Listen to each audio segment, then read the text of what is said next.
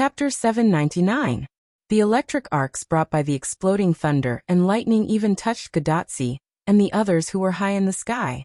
Standing on the ground constructed by Wuming's mental power, everyone could feel the electric arcs caressing their skin.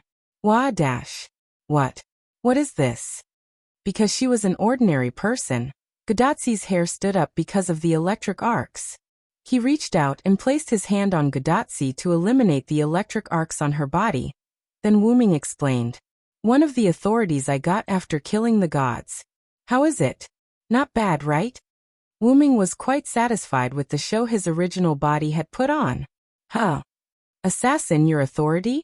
But you didn't do anything?" Gadotsi was stunned. "Are these all the handiwork of the senior Villo?" Matthew thought it was the Lion King's doing. "Of course it's my handiwork. Whether it's this godlike flood or this sudden explosion of thunder and lightning, it's all the handiwork of my original body who is with the Lion King." However, Wuming's words stunned everyone. "You mean you're not the real Villo in front of us now?" Da Vinci asked simply. "You can understand it that way, but I have a connection with my original body. At the current very close distance, all my feelings can be transmitted to my original body in real time, so now you're talking to the real me." After a brief explanation, Wuming showed a surprised expression as if he had just reacted. "By the way, didn't I say before that I'm not the original body?" "Of course not," Gadotsi and Matthew said in disdain. Even tranquil Hassan could not help but nod. Really, are they here to fight or to play? Hassan of all faces had a headache about the current situation. "I feel the same way," cursed wrist Hassan agreed. "Anyway, it's all because of your teleportation portal, assassin. You sent us to the wrong place." Speaking of this, Gadotsi rolled his eyes at Wuming. "But didn't you guys also profit from the disaster and learn a lot from Sherlock Holmes?" Wuming smiled. Why does Senior Villo know so much?" Matthew was puzzled by Wuming's knowledge of their whereabouts.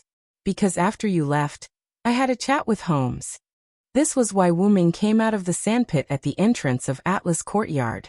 "I see. So, when Holmes said that someone would bring us to the great shrine of Ramses II, that person was actually you, right?" Da Vinci was very sure of it through the available clues. "You're right. I have to say, Holmes is indeed a detective. Just by reasoning, he guessed that I would appear in Atlas Courtyard." Wuming recalled the time when he asked Sherlock Holmes, who had a face full of "You really came. Why would he be so certain that he would come?" Sherlock Holmes had said this. "You can't let Tachika Fujimaru ignore you after the wrong teleportation. You must pay attention to Tachika Fujimaru." This was what Wuming saw Holmes said with a smug look on his face. However, even the three-pointed Hermes could not track him. Wuming did not believe that the detective was really sure just by guessing. The reason why detectives were called detectives was that they were not defined by guessing, but by clues and reasoning. In addition, Wuming knew that there were other ways to determine whether a person was safe, so Wuming's statement did not work. Then, under Wuming's threat of force, Holmes told the truth. "There is a problem with the command incantation on the back of Tachika Fujimaru's hand."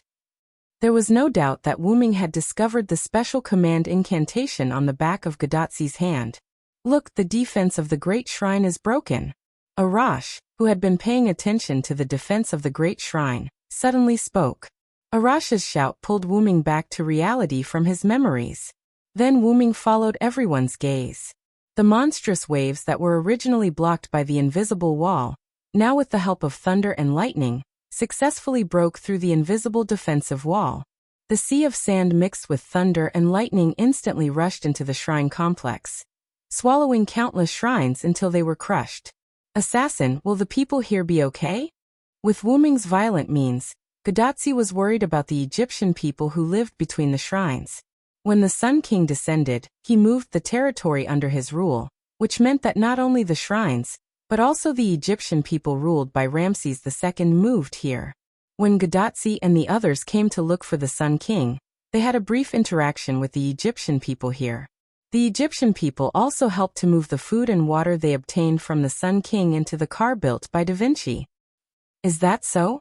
When you came, were there any ordinary people here?" Wuming pondered and began to recall. "Assassin, Don't tell me you don't know that there are ordinary people here? Gadotsi was shocked. However, Wuming shook his head regretfully. I can only tell you that whether it was before I came to look for the Sun King or now, I didn't find any traces of ordinary people here. After Gadotsi and the others left the desert, when Wuming came to talk to the Sun King, Wuming didn't find any traces of Egyptian people here, not even traces of life. Wuming, who had never seen an Egyptian person, originally thought that Ramses II didn't have any of his people here. However, now that Gadotsi and the others said so, Wuming realized that the ordinary people must have disappeared after Gadotsi and the others left, and before Wuming came to look for the Sun King. If Wuming knew this earlier, he would have discovered that something was wrong with Ramses II. However, this was also Wuming's fault. After all, an Egyptian pharaoh who always talked about the king of all kings. How could there be no Egyptian people in his territory? How could? Matthew froze for a moment. That's impossible. There were a lot of people when we came. Gadotsi also began to worry. Gadotsi and the others didn't suspect Wuming. They were simply worried about the missing Egyptian people. At this time, Da Vinci spoke. I'm afraid it's the work of the unknown enemy this time. As the person who came here with Gadotsi and Matthew, Da Vinci had the most right to speak. If the current unknown enemy is the same as what the Vilo told us, then it's not surprising that there are no ordinary people here. Why? Gadotsi expressed that she was stupid. If the other party is really King Solomon's people, then it's their duty to come here and clean up the humans. The reason why the Sun King cooperated with the Lion King and attacked the people of the mountains was to clean up the last place where there were a lot of humans in this singularity. Since the other party wanted to clean up the humans, it was normal to clean up the humans in front of them first. How could? Matthew's face was full of disbelief. Did that mean that the warm-hearted Egyptian people who helped them carry food and water had been killed? However, things may not be as bad as you think. Chapter 800. The person who spoke was naturally Wuming. I once spoke to Ramses II. I could tell that the Ramses II at that time wasn't Solomon's men in disguise.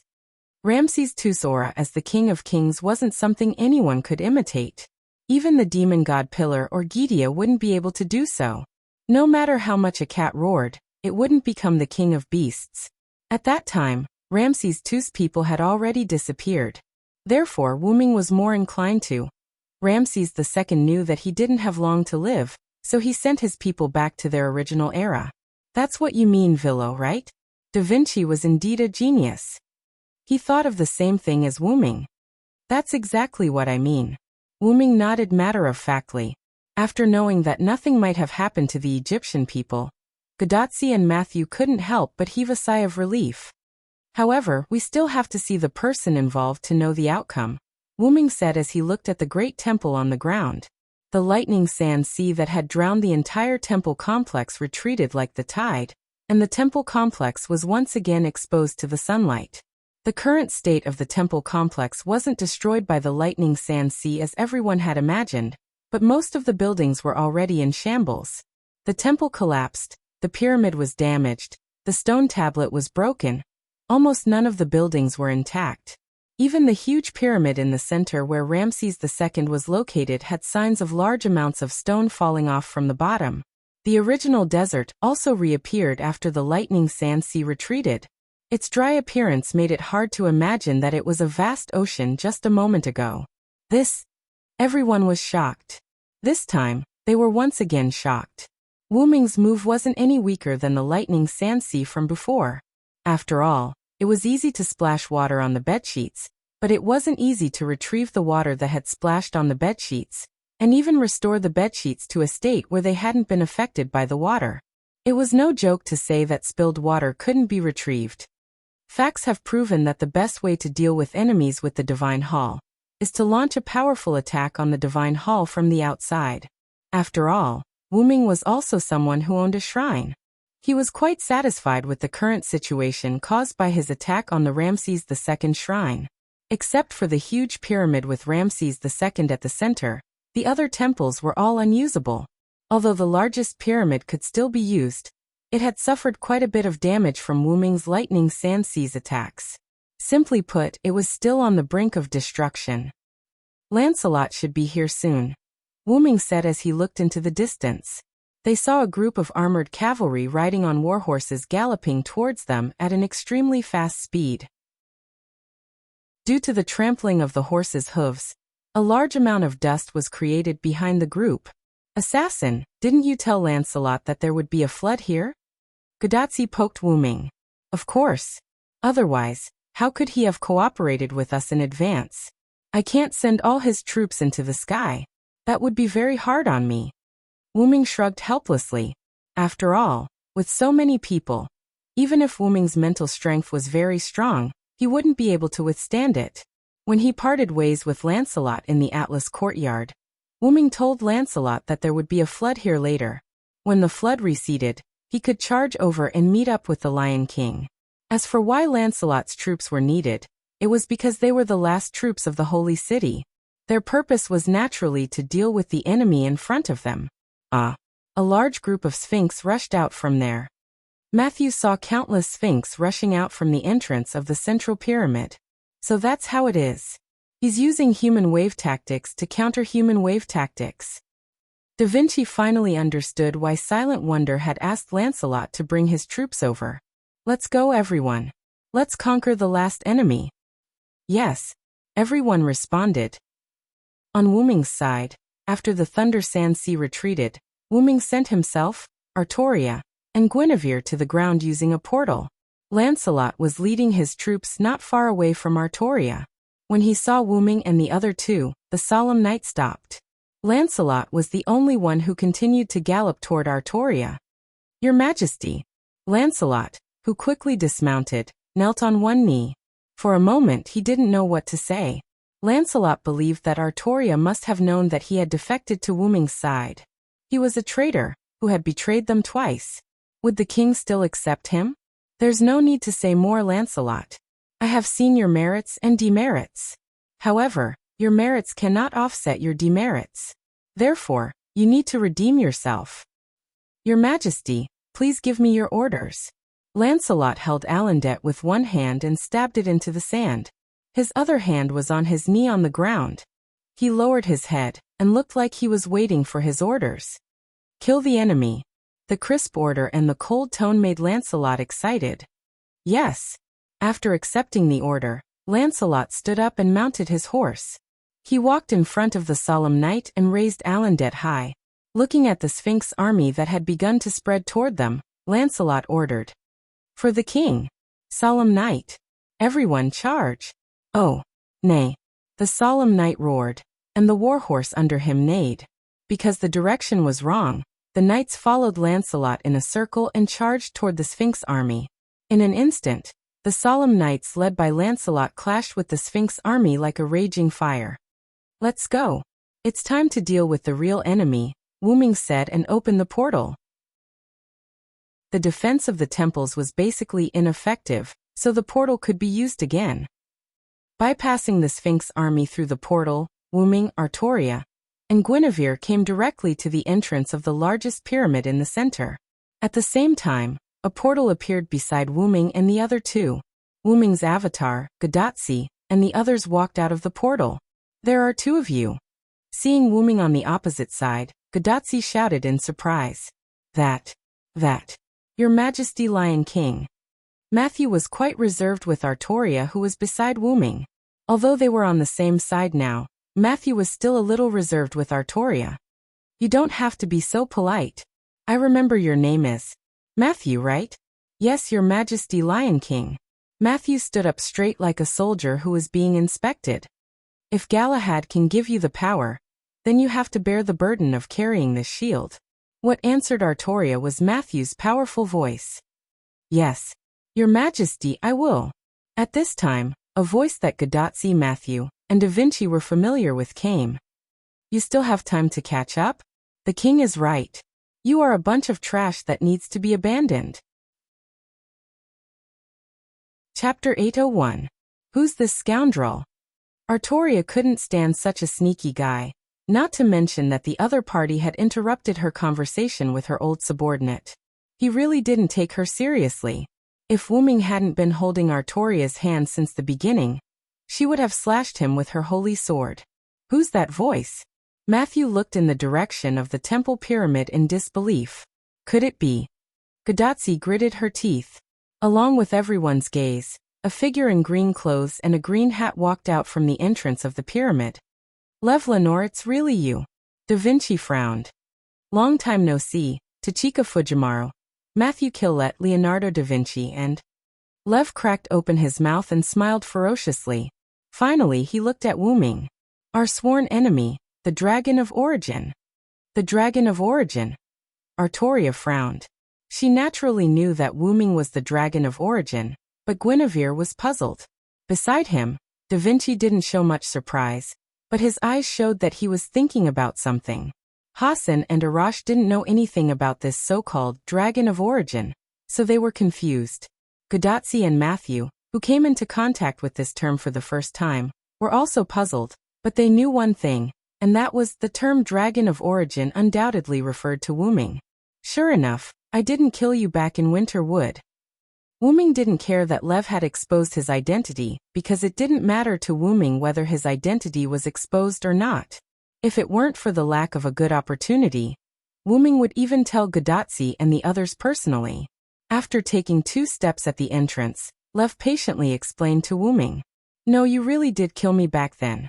But like I said, we 72 demon god pillars are one. If you can't instantly kill us as one, I will be able to revive indefinitely.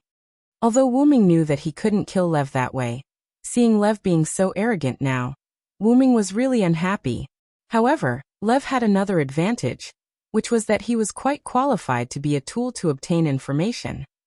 Where's Osmentis? Wuming tried to glean information. Of course it's gone. That arrogant bastard wants to control our demon god pillars. Apart from our king, no one can control us. Lev became furious, and his face even began to distort. But in the next second, Lev's distorted face returned to its original state, looking very much like a gentleman. But he has already received the punishment he deserved. I have to say, in terms of nourishment for the demon god pillars, that guy is quite qualified. It can even be said that he's a high-quality nourishment. Straightening his collar, Lev nodded with satisfaction. In that case, Ramses II's spiritual base was used as nourishment for summoning the demon god pillars, Wuming thought to himself. Godatsi and Matthew, standing beside Wuming, besides feeling sorry for Ramses II's sacrifice, they were also concerned about the whereabouts of the Egyptian people and the safety of Nittacles who had returned here. Lev, what happened to the ordinary people here? Are they still alive? Godatsi asked. And Miss Nittacles? How is she? Matthew also roared at Leviticus. Ah, those trash that need to be dealt with. I have to praise that guy again. That guy actually sent them away, before we completely descended. Otherwise, even if they were trash with that number, we could still summon another demon god pillar. Lev shook his head regretfully. Just as Da Vinci and Wuming had guessed, the Egyptian people had already been sent away by Ramses II. After confirming that the humans were fine, Godatsi and Matthew truly heaved a sigh of relief. Then what about Miss Nittacles? Matthew repeated.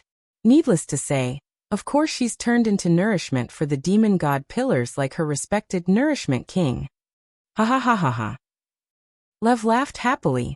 He thought of Nittacles' futile resistance in the end. It was like an ant that was about to be crushed to death. Moreover, when he thought of Chaldea's master showing a sad expression, Lev was extremely happy. The facts proved that Lev was right. Godatsi and Matthew did show a sad expression. Lady Nitoclis. Thus, it was confirmed that Sun King Ramses II and Pharaoh Nittacles had all left. Unlike Matthew and Godatsi's sadness, Da Vinci found new information through Lev's words.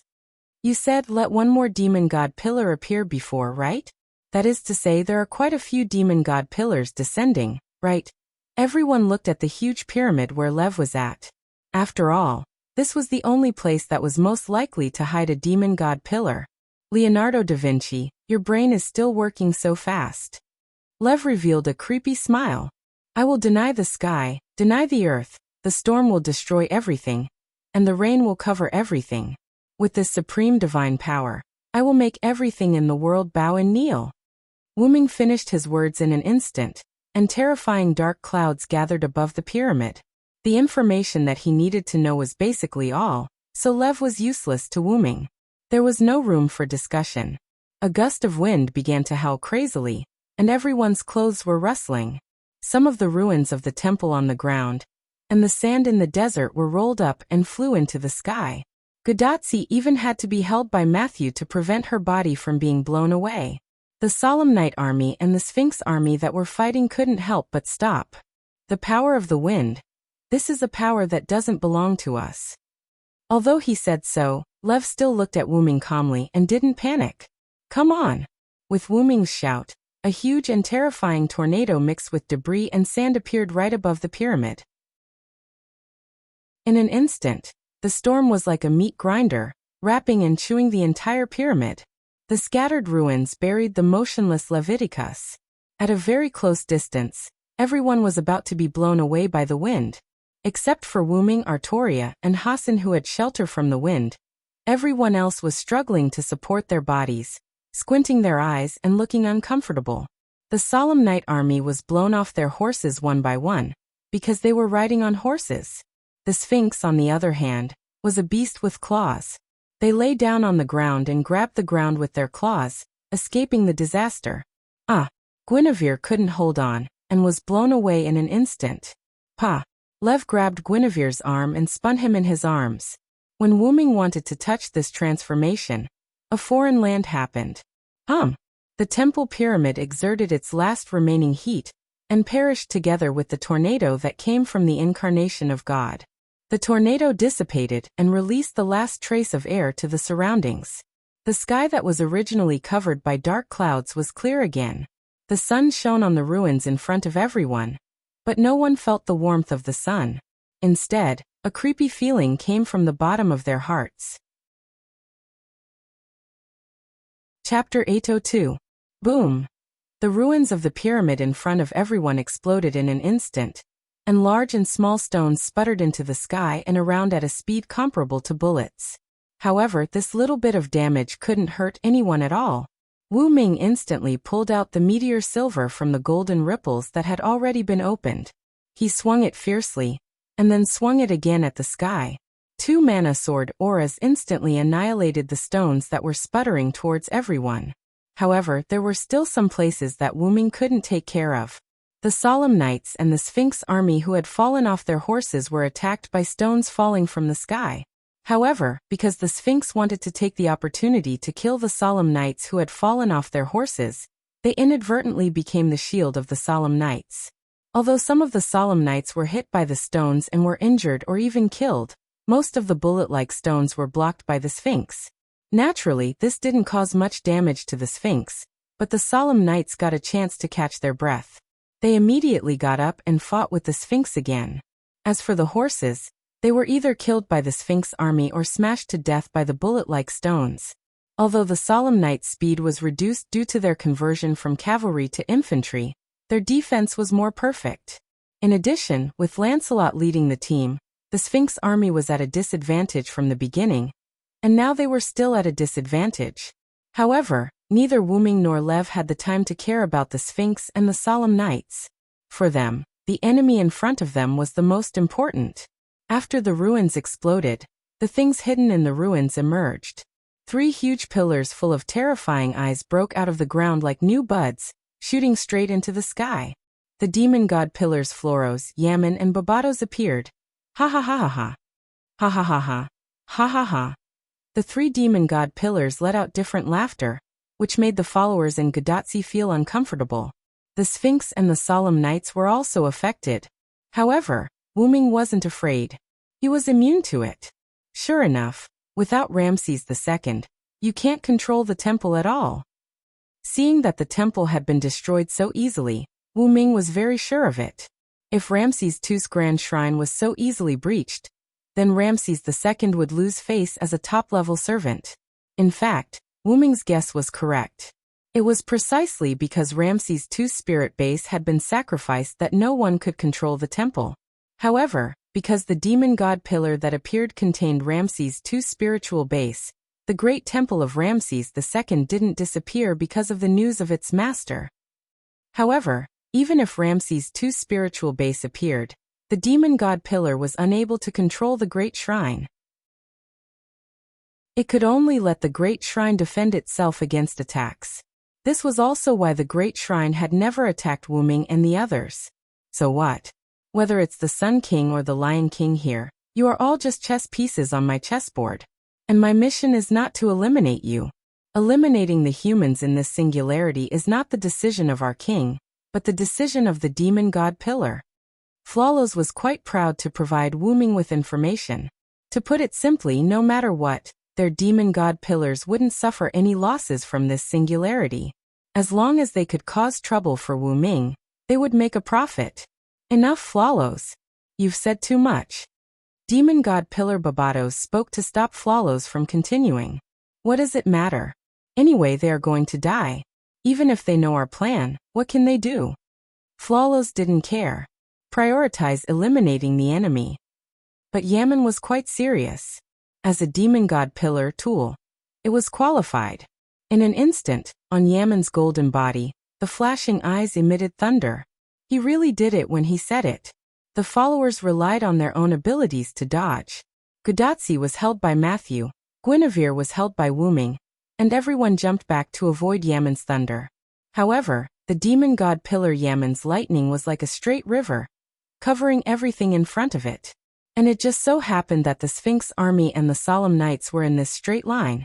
Wyrm couldn't care less about whether Lancelot was dead or not. Wyrm felt that something was wrong, not because of the three demon god pillars, but because Wyrm felt that Flawless was planning something. Because even if the opponent had three demon god pillars as a fighting force, in Wyrm's view, it was just sending food to him. What Flawless said about not seeking to take advantage only to not suffer losses, in Wyrm's view, didn't quite fit the cunning image of Leaf. So Wyrm looked at Guinevere in his arms. Guinevere, you should leave first. This isn't a place you can interfere with. This was naturally not the time to be stubborn, so Guinevere nodded as a matter of course. Okay, Villo Big. Before Guinevere finished speaking, Wyrm abandoned Guinevere. Wyrm's clone instantly hugged Guinevere and rushed into the portal that had already been opened. Immediately Wyrm's eyes shrank.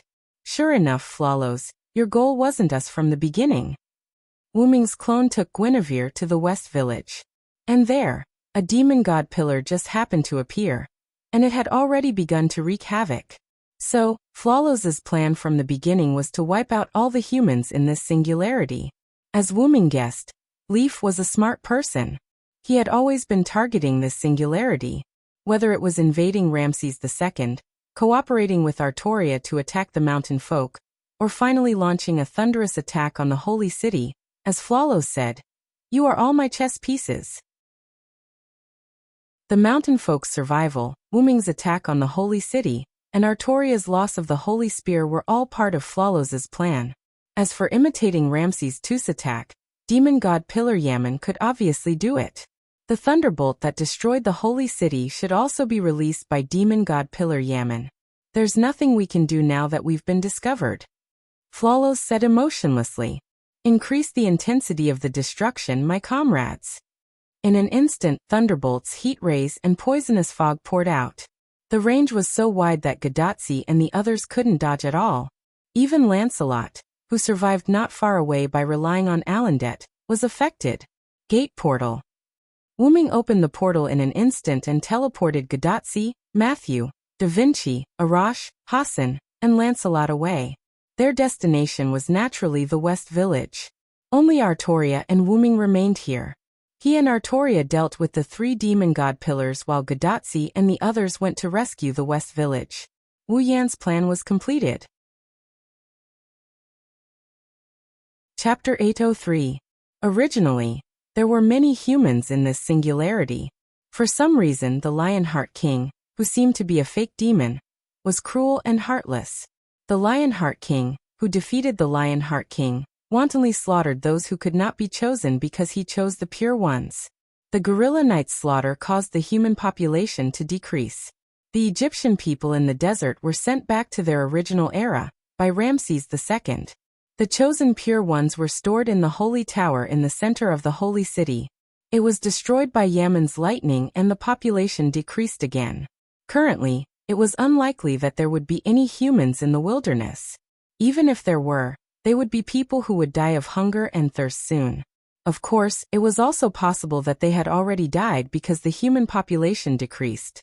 In other words, apart from the mountain people gathered in the West Village and the refugees hidden by Lancelot, there was no one else in this singularity. It was still the same sentence.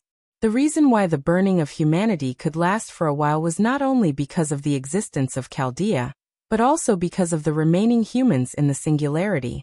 With the disappearance of humans, the singularity had completely collapsed, and humanity could no longer be saved. We were tricked by you Flawlos. They were too focused on the enemy in front of them, and neglected the little operations of the enemy behind them. However, the West Village had Abanti, Gileal, and Azrael. Although it was possible that they could not destroy the demon god pillars temporarily because of protecting the villagers, the demon god pillars should not be taken advantage of, so there was no need to worry too much. The most important thing was the refugees hidden by Lancelot. Wyrm was afraid that the demon god pillars would also appear there. After sending Gadotsi and the others to the West Village, Wyrm's doppelganger gave a simple explanation, and immediately used the teleportation gate to go to the rather secluded place where Lancelot hid the refugees. However, through the doppelganger's information, Wyrm's expression was very ugly. The demon god pillars had also appeared there. Moreover, it seemed that the people there were used as sacrifices to summon them. Noticing Wyrm's expression, Flawlos was quite happy. How is it, Origin Dragon?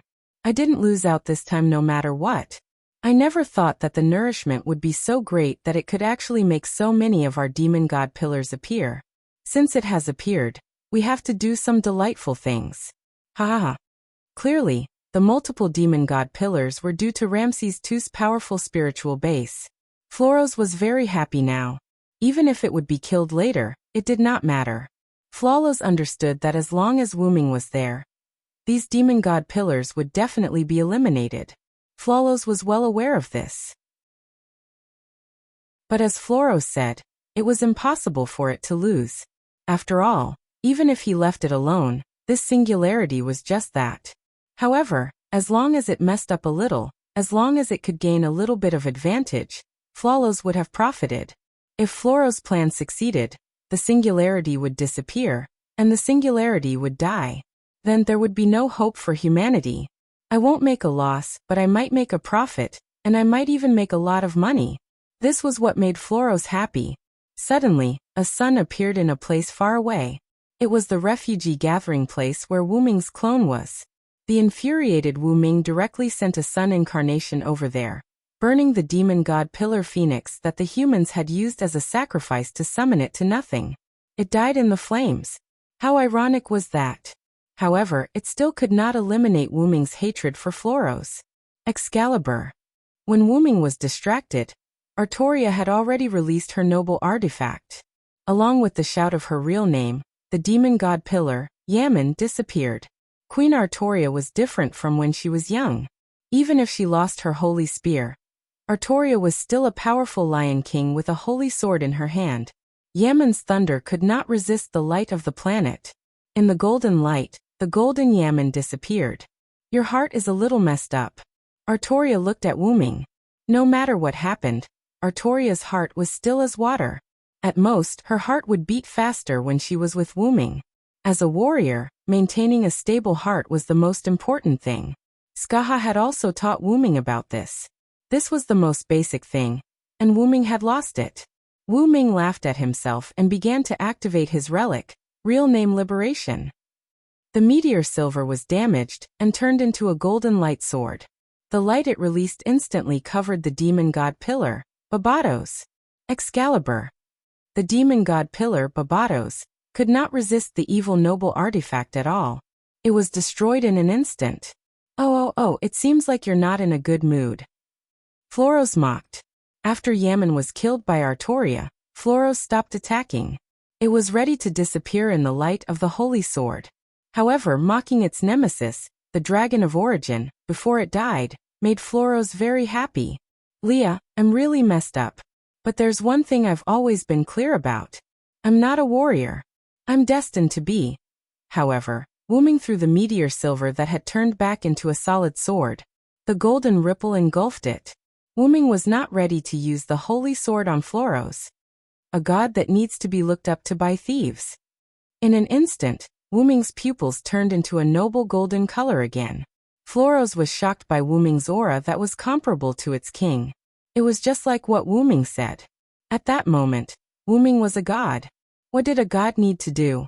Naturally, it was to punish the thieves and make them suffer a fate worse than death. This spell is powerful and eloquent.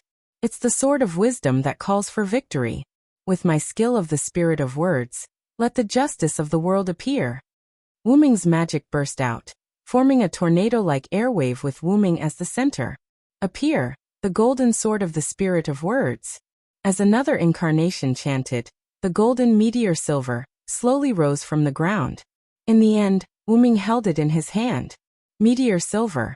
No, it's a sword with a special appearance. Even Artoria had recognized it wrongly at the beginning. It could be seen how powerful Wooming was at that moment. That is. Floros, who was shocked, instantly recovered from his daze. Although he did not know what the sword that Wooming took out was, no matter how stupid he was, Floros knew that the sword was not simple. What's more, Floros felt an unusual aura from the sword. Your name is Floros. Legend has it that you are one of the 72 demon gods under King Solomon.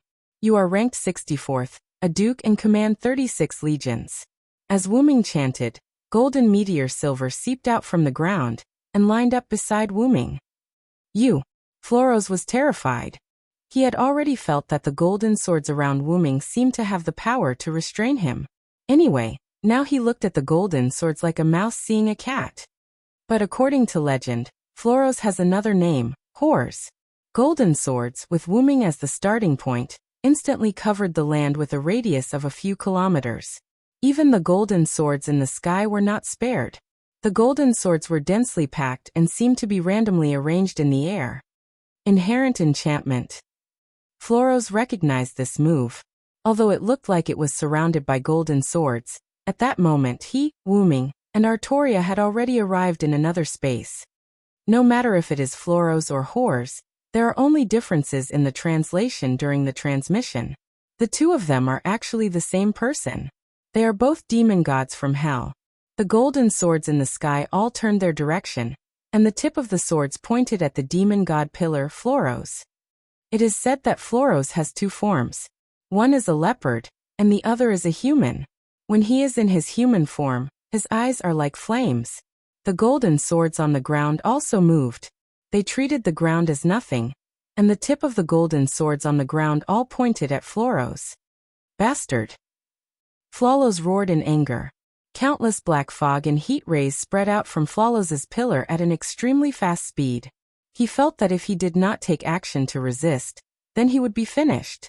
The sixth sense of a demon god told Floros that the consequences of being stabbed by these golden swords might be more serious than being sent away by the holy sword. He might die, or maybe he would rather die. Chapter 804. Wooming did not use this avatar often. After all, if the opponent was not a god, this avatar was basically useless. However, as the avatar soaked in the root and evolved, Wooming used it as his trump card. Wooming's third avatar warrior retained the foundation of the Sword of Spirit Speech. It greatly strengthened the Sword of Spirit Speech to the point where he could activate it even if he did not fully understand the opponent. Of course, he needed to know some information before he could activate it. He could not seal the enemy just because he knew the enemy's name. That would be too crazy. However, it might work in the future. After all, Wooming's 12 avatars had been evolving. I wonder if it would work on Gidia. Last time when he faced Gidia, other than the ability of his main body, his other abilities did not work on Gidia. Wooming guessed that it might be because of the black mud. Forget it. I'll think about it when the time comes. Wooming shook his head silently. After all, it was better to deal with the matter at hand first. Other than not needing to fully understand the enemy's information, This warrior avatar retained the ability to cut the divinity and seal the opponent's ability. He also gained a powerful ability in the aspect of cutting. For example, he could cut Flawless out from the concept of the 72 demon god pillars. Wuming waved his hand and countless sword of spirit speech pierced through Flawless's attack and stabbed into the body of the demon god pillar. Ugh. This is. When the golden sword stabbed into Flawless's body, Flawless could clearly feel that his abilities were disappearing one by one. Even the divinity that belonged to the demon god was gradually being stripped away. The connection between him and the other demon god pillars and the 72 demon god pillars was also gradually being cut off. Damn it! Root Dragon! As his abilities were sealed, the demon mist released from Flawless's body, and the heat rays from the countless eyes disappeared like an illusory smoke. My power, what have you done? Flawless found that the power it had lost did not seem to disappear. It was as if it had never existed in the first place. It could no longer feel any of its power. Even the body of the demon god pillar was about to dissipate in Flawless's eyes. Of course, Flawless's feeling was real. All of Flawless's power was sealed in the golden sword. The golden sword was similar to the Prometheus slate, which could steal the enemy's authority. It was a different method but the same effect. However, Wuming's golden sword could only seal the enemy's power into the sword. It could not be used. If he removed the golden sword, the seal would be removed as well. What Wuming wanted to do was to seal the entire concept of Flawless, which had already broken away from the 72 demon god pillars, into the golden sword. He wanted it to live a life worse than death and to live forever. No. I am the great devil god, the king's most perfect subordinate. How is this possible? Following Flawless's final words, the demon god pillar disappeared. The golden meteor silver in Wuming's hand was now filled with black runes. That was the entire concept of Flawless. It was all sealed in the golden sword by Wuming. It's over, Wuming said emotionlessly. At that moment, Wuming's heart had also calmed down. Just like what Artoria said, Wuming's heart was in a mess. However, Wuming did not feel that there was anything wrong with it. Firstly, compared to the warrior, he was more like a god. Wuming, who had gradually gotten used to his original form, understood that he had already embarked on the path of becoming a god. In the future, he might be able to kill his enemies with a slap of his claws. Therefore, the warrior had already distanced himself from Wuming. Secondly, the main reason why Wuming liked humans was that other than the possibilities of humans, it was also because of the various emotions of humans. It was precisely because of emotions that humans were so colorful. Wuming appreciated this very much and believed that he should not suppress his emotions. This was also the reason why Wuming treated Artoria and the others' feelings for him seriously. Rumble. Suddenly the earth began to shake. Earthquake. However, Wuming immediately denied this possibility, because the sky began to shatter bit by bit. This was the sign that the singularity was about to repair itself. Because the last enemy was defeated, the singularity began to repair itself? Artoria said as she looked at the torn earth and shattered sky. Although she looked at Wuming. With my spirit base as the price, I should be able to hold on for a while. You still have something to say to the people of Chaldea, right? Even if she had lost the Holy Spear, the Lion King was still the Lion King. Currently, she was still the goddess Lungaminiad. Naturally, she could do it. Leah. Wuming was touched, but he also felt sad for Artoria's death. This body has ended long ago. I should return to my seat. Don't be sad for me. As she spoke, Artoria walked to Wuming's side and wrapped one hand around Wuming's neck. She pulled Wuming down and kissed him instantly. Wuming only had one thought at that moment, as expected of the queen. So bold, after a brief kiss, Artoria ended the kiss. Not only Guinevere, I am also waiting for you to pick me up. Artoria held the holy sword in one hand and wrapped the other around Wuming's neck. She looked into Wuming's eyes just like that. Wuming hugged Artoria back and rested his forehead on hers. Yes, my king. In the West Village, with the support of Gadatsi and the others, the demon god pillars Habas and Nibirius that descended in the West Village were successfully destroyed by Abanti, Gopril, and Azrael. Immediately after, They also felt the changes in the sky and the earth. It should be the singularity repairing itself. Looks like it's in a hurry. Fujimaru, Matthew, Da Vinci, get ready. Roman, prepare the Reiki transfer immediately.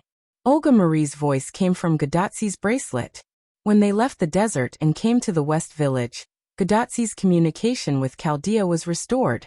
On the other side of Chaldea, Olga Marie, who just came out of her room, was responsible for answering the call. And Roman naturally retreated to the second-in-command position. Yes, I understand.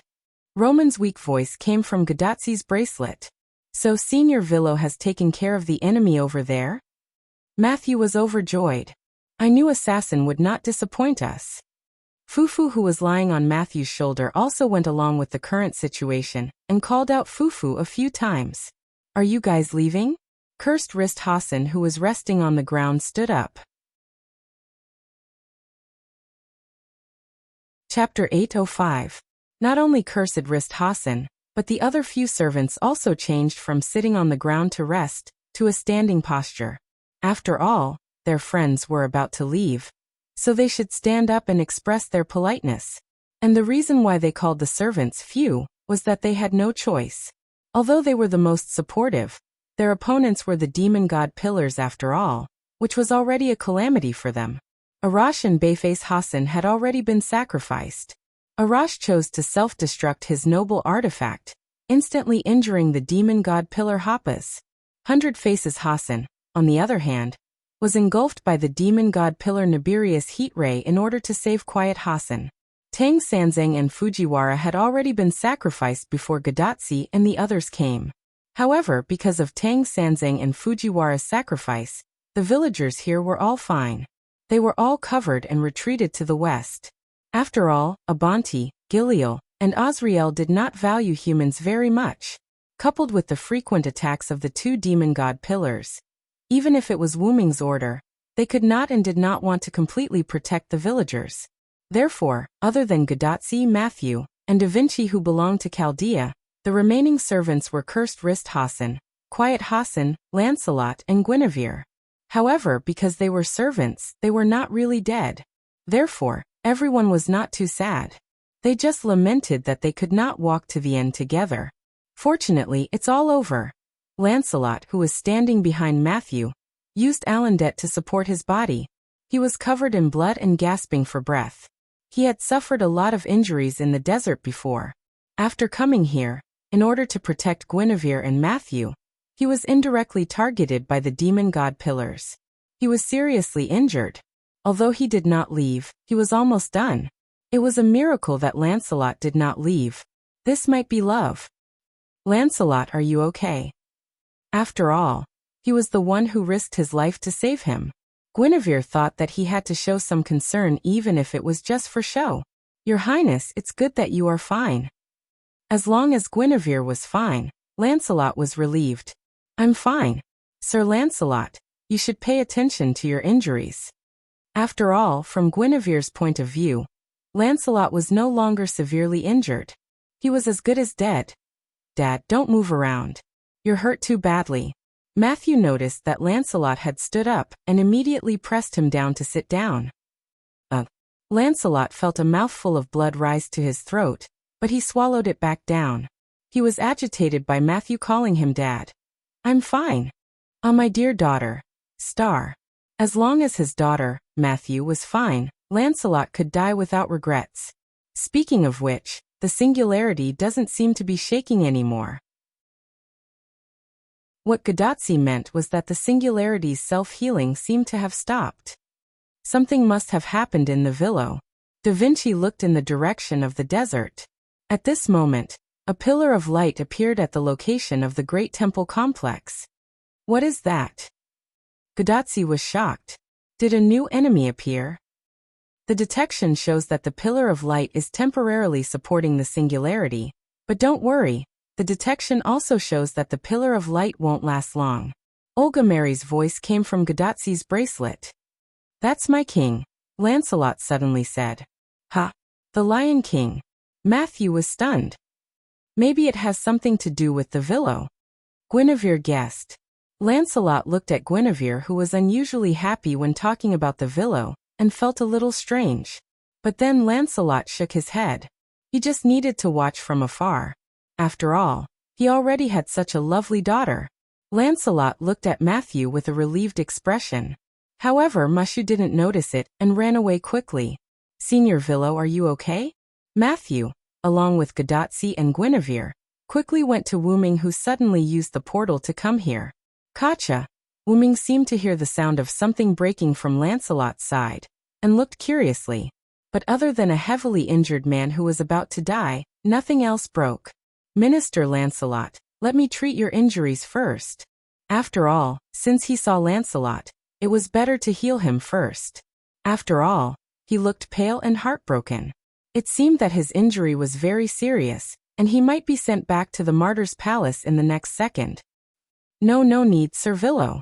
It's over anyway. Even if you heal me, I will disappear afterward. Lancelot smiled.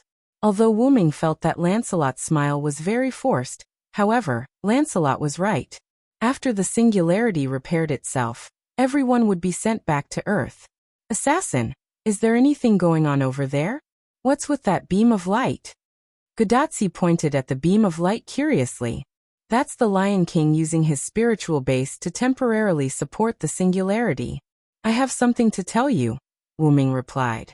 Wuming came in front of everyone and looked around. The West Village basically didn't look like a village. If it weren't for the wood and wreckage of the houses, it would be impossible to recognize that it used to be a village. And the number of servants was so small. Wuming was quite emotional. It seems that you guys have worked hard too. But that was the right thing to do. After all, cutting down the demon god pillars like cutting melons and vegetables could only happen to people like him and Artoria. Lancelot was seriously injured and was about to die. Although Quiet Hassan seemed to be fine, his breath was also very weak. Matthew and Gadotsi were also in a mess. It seemed that only Guinevere was okay. Yes, there was also Fufu, the little guy, who could still maintain his beautiful fur after the battle. It was worthy of being the fourth beast. As for the others who were missing, there was no doubt that they had all left. Seeing Wuming staring at Fo, who was hiding behind her neck and shivering, Mushu suddenly realized what was going on and explained. Villo Sr., Fufu disappeared after coming to the West Village with us. I just found it in the village when I came back. To be precise, Fufu ran over by itself. After looking at Fufu a little, Wuming no longer cared about it. Wuming began to talk about the main topic. Tachika, Matthew, the last singularity you are going to is the Mesopotamia region around 2600 BC, which is the Mesopotamia region in Western Asia.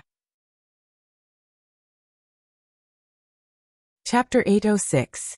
However, before Gadotsi and Matthew could be surprised, Olga Marie in Chaldea's control room was the first to be surprised. Mesopotamia? Olga? Is your seclusion over? Olga Marie's voice came from Gadotsi's bracelet, attracting Wuming's attention. What seclusion? What a strange way to put it, you bastard. Olga Marie said sarcastically.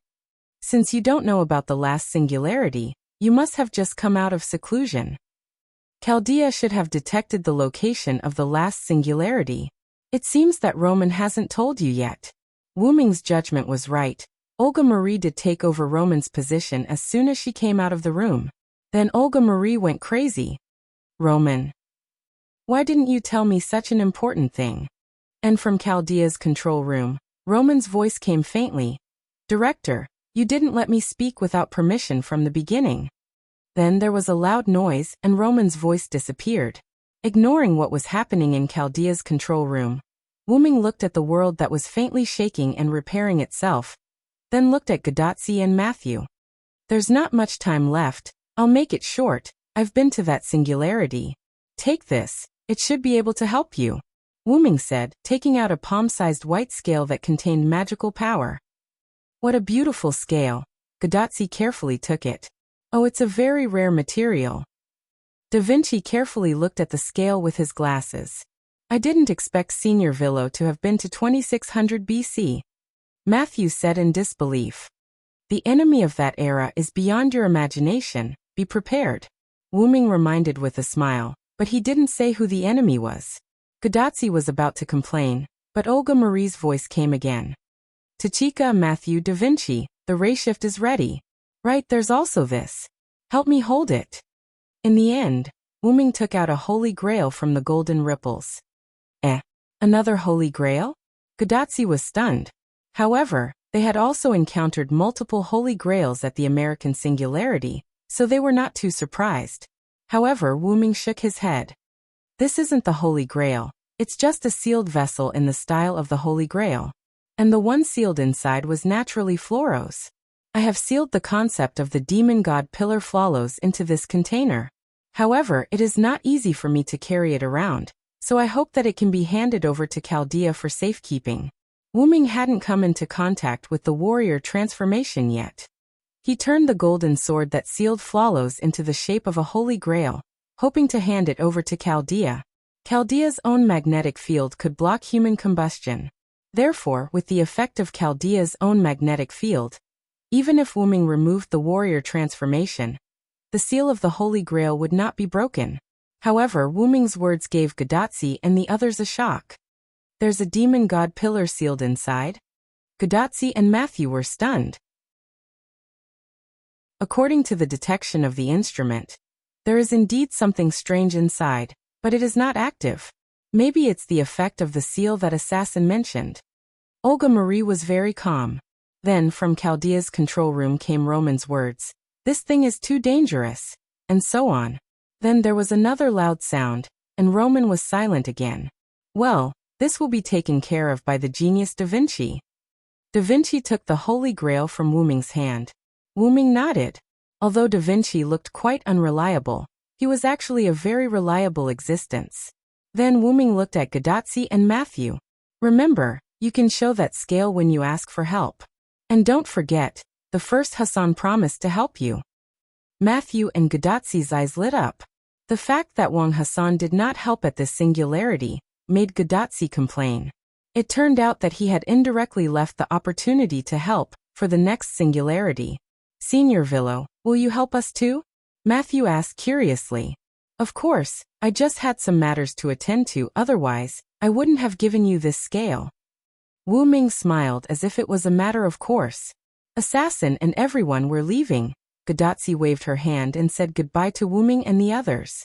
Senior Villo, see you at the next singularity. Matthew nodded to Wu Ming. I may not go to the next singularity. Don't miss a genius like me. Wu Ming smiled helplessly. Who would miss a guy like you? Whoosh. A light appeared and the figures of Gadotsi, Matthew, and Da Vinci turned into light spots and disappeared. At the same time, Lancelot, who was immersed in the sadness of his daughter not saying goodbye to him when she left, began to glow. I'm almost at my limit. Lancelot glanced at Guinevere, then looked at Wu Ming and sighed. I'm counting on you, Master Villo. Although he did not quite understand what Lancelot meant by please, he nodded. The moment Wu Ming nodded, Lancelot turned into light and disappeared. I'm about to leave too. But don't get me wrong, Cursed Wrist Hassan did not mean that he was leaving, but that he was going to look for the villagers. No matter what, I have to see them again before I disappear. Cursed Wrist Hassan said goodbye to the remaining few and disappeared like an assassin. Master Villo, it's just you and me left. Guinevere smiled happily. However, Wu Ming looked at Quiet Wrist Hassan, who had no sense of presence, and smiled awkwardly. But before Wu Ming could speak, Guinevere chose to leave. The king should be gone now, so I can't be left behind. I'll go first, Master Villo, don't forget to pick me up. Guinevere finished speaking, then turned into magic particles and dissipated. Rumble. The whole world began to shake violently. It seemed that as Guinevere said, Artoria had left. Finally, Quiet Wrist Hassan walked to Wu Ming and bowed. Master Villo, thank you. Before Wu Ming could speak, Quiet Wrist Hassan also turned into magic particles and dissipated. Really, why don't you all listen to me? With a sigh, Wu Ming scratched his head helplessly. You won't leave just like that, right? As if responding to Wu Ming's words, two angels descended from the sky, one on the left and one on the right, to Wu Ming's side. Well, of course, Master. Zapril flapped her wings and smiled. As long as you don't give up on us, we will always serve you, Master, Azrael said respectfully. This time, She did not use any fancy words. It's been hard on you all this time. After all, apart from Azrael and Zapril, the other Skywings were basically in a berserk state, and had not experienced any other world's fun. Master, we sisters won't blame you, meow. Even in a berserk state, we still had a lot of fun, Azrael and Zapril replied to Wooming one after another. Then let's leave together, Zapril, Azrael and Abanti. Although Abanti did not have much of a presence, he had already landed on the ground, right behind Wooming and the other two. Rumble. As the world shook, the whole world began to repair itself, and everything returned to normal. Chapter 807. In a world that resembled a starry cosmos, patches of colorful smoke drifted about randomly, resembling the nebulas of the universe. At the very center of the dense air, on an abnormal platform that was obviously different from the surrounding things, a white dragon that was not huge in size was lying quietly on this platform. It was not breathing at all, just like a statue. But in the next moment, the dragon gasped for breath and opened its ruby-like dragon eyes. You're back. This dragon was the clone that Wooming had left behind in the root. And now, Wooming had returned from the Middle East singularity. Looks like this body is getting used to life here. Wooming looked up and sized up his body. He was very clear about the changes in this body, and it would not be long before this body would become very compatible with the root. Wooming then looked at the root that had changed. The scenery around me seems to be changing freely every time. Because every time Wooming came to the root, the scenery was different. But there was one thing that was the same, and that was that the starry cosmos would not change. In the last singularity, only Floros and a few demon god pillars came out to cause trouble, and they hid it from Gidia. It's very likely that Gidia has not recovered from the injuries he suffered from the black mud explosion. Although Wooming had not recovered, and he could not even find his original body, but it was precisely because of this that Wooming had to hurry and find his original body. And then, before Gidia recovers, I'll kill him.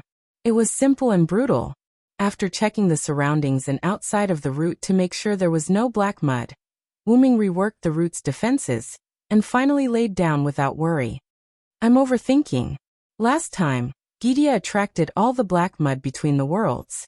If I'm not mistaken, other than some worlds in Gidia's world, there shouldn't be any black mud anywhere else. Gidia was a great help, saving Wooming the trouble of cleaning up. Well then, I've returned to the box court world.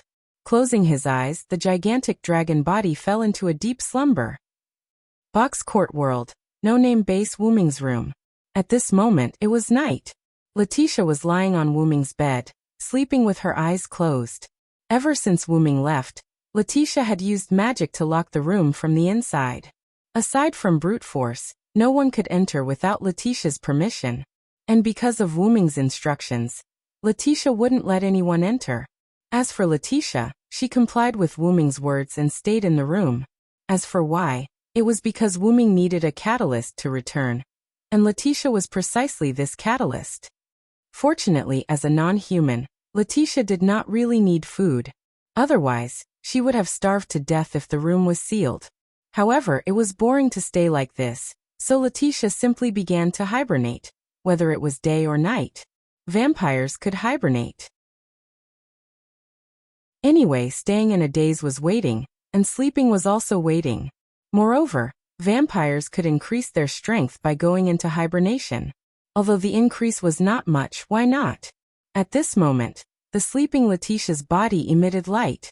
The next second, Letitia instantly woke up and opened her eyes. Is the master coming back? Letitia said. The next second, with Letitia as the center, a complex magic circle appeared in the room. Immediately afterward, Letitia quickly sat up and took out a piece of parchment from her gift card. She injected magic into the parchment, and the parchment burned. A blue magic text appeared out of thin air, but Letitia did not recognize these words. If there was a magician present, he might be able to understand it, because these were the summoning words of the Holy Grail war summoning ritual. When the complete summoning spell was arranged in the air, the whole magic circle suddenly emitted a light and absorbed the summoning spell into the magic circle. Then, as if it was over, the magic circle that emitted a strong light slowly disappeared. and Letitia felt that she fell into a warm embrace. "I'm back, Letitia." Holding Letitia, Wuming smiled slightly. As for Letitia, she changed into a more comfortable position and rubbed her head against Wuming's chest. "Welcome back, Master." The sun gradually rose from the sky, and the first ray of sunlight shone through the window and the curtain into the room. The little fox Lily sat up, rubbed her eyes and yawned. As the little cook of the community, Lily has been used to getting up early. After putting on her clothes and washing up, Lily walked towards No Name's kitchen. At this time, Lily would have already gotten up to prepare food. However, because of the recent increase in the community's funds, the children of the community could eat well. So Lily did not have to get up early to prepare food for the hungry children. So Lily also slept a little bit longer. "It's all thanks to the blessing of the Villo." Lily's tail wagged as she walked to the kitchen door. Then she smelled a special fragrance. "Sniff, it smells so good." The fragrance is coming from the kitchen and the dining room. But run, Black Rabbit, and 16 Knights are not in the community. Who is it? With this thought, Lily pushed open the kitchen door and wanted to find out. In front of the stove, a handsome young man with black hair and red eyes was pouring the cooked dishes into a plate, and a blonde loli was carrying 2 plates. It seemed that they were going to the dining room. However, these 2 people gave Lily a shock. "Mr. Villo. Mr. Letitia. Are you back?" Lily was excited and quickly walked to the front of the 2 people. "Oh, it's Lily. We just came back last night. When we passed by the kitchen, my hands were a little itchy. Don't blame me for taking your job," Wuming said gently. "You came at the right time, Lily. Help carry the plates." Letitia did not treat Lily as an outsider and immediately asked Lily to help. "Oh, okay." Lily was a little surprised by the sudden return of the 2 people who had been away for a while, but it was because of surprise that she was happy. Helping to carry the plates, Lily looked at Letitia. "Mr. Villo, Mr. Letitia, you won't leave again this time, right?" Looking at Lily's expectant face, Letitia glanced at Wuming, indicating that she would let Wuming explain. "I'm sorry, Lily, I may leave again." Wuming squatted down and looked at Lily apologetically. How could this be? Lily was a little disappointed. "But Letitia won't leave." "Really? That's great." Even if only Letitia didn't leave, it was enough to make Lily happy. However, Letitia stared at Wuming with dead fish eyes to express her dissatisfaction. "I didn't leave at all, okay?" Pretending not to see Letitia's dead fish eyes, Wuming smiled. "After carrying the plates, go and wake everyone up. The food won't taste good when it's cold." "Yes, Mr. Villo." Chapter 808. After having breakfast with the children, Wuming, Letitia, and Lily went to the meeting room that was often used to discuss matters. They asked Lily where the others went. Mr. 16 Knights and the others went to the Southern District. Lily told Wuming that after Wuming left, No Name was invited by the Southern District's Community Alliance, Dragon Horn Griffin Lion, to participate in the upcoming Harvest Festival because of its reliable strength. Because the community had the magic puppets and Lily, there was no need for anyone to stay behind to look after them. Run, Black Rabbit, 16 Knights, Juyuan Flying Bird, and Kasuga Hibiya all went. How long has it been since they left?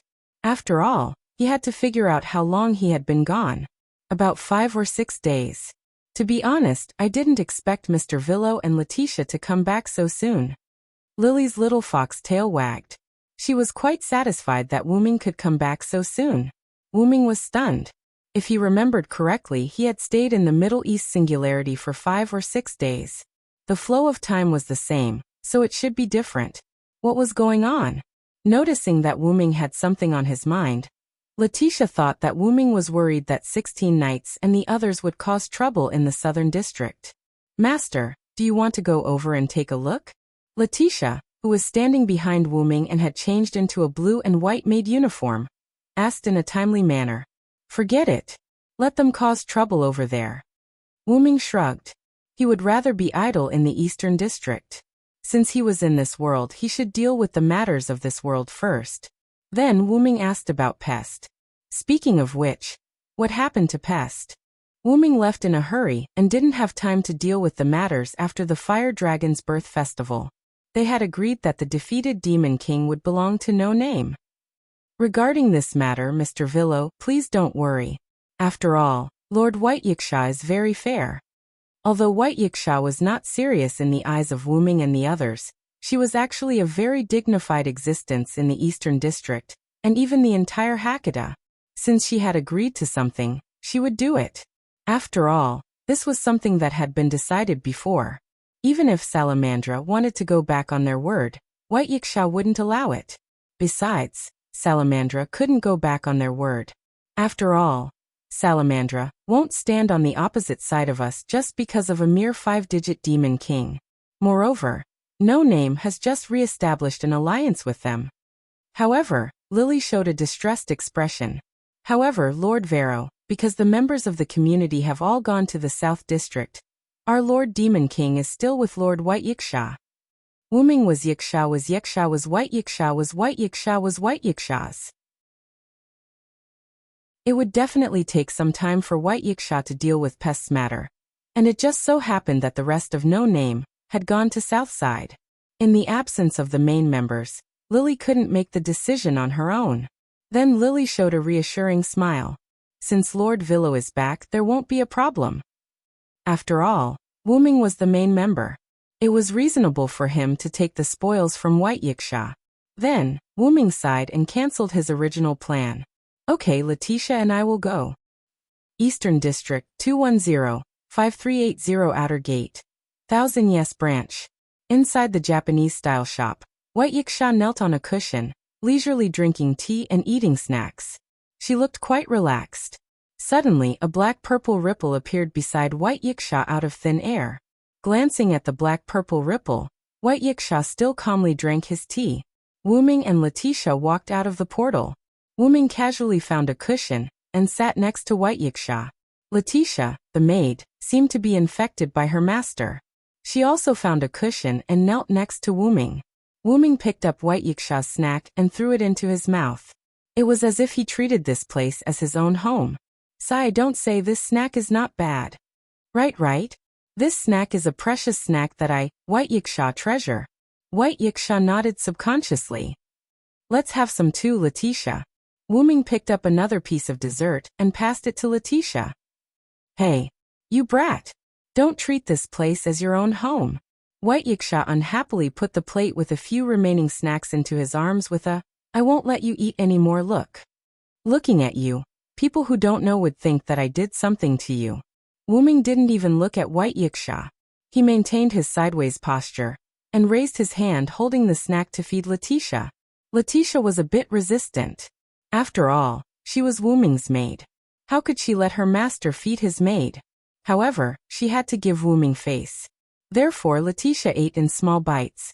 After all, from the beginning, Wuming didn't treat Letitia as a maid. Instead, he treated Letitia as a little girl who liked to play maid games. You are quite leisurely and elegant to be intimate with your little maid. Poor Ren and the others are still fighting for the community in the Southern District.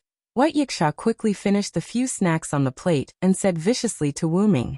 Letitia's face turned red. However, because of her master's thick skin, her face also became thicker. Don't think that I don't know. You must have known that Letitia and I temporarily left No Name a few days ago. After feeding, Wuming patted the snack crumbs on his hand and looked at White Yiksha again. I'm here to take away the spoils of war belonging to our No Name, White Yiksha, MHM. Following Wuming's drawn-out MHM, Wuming extended his hand at the same time, not at all courteous to White Yiksha. Seeing this, White Yiksha stopped joking with Wuming and became serious. Demon King, I've prepared it, but I thought that Ren would take it. You mean Ren's gift, right? Ren Russell had the elf servant. He could perfectly control the spirit race that formed a contract with him, regardless of their spiritual level.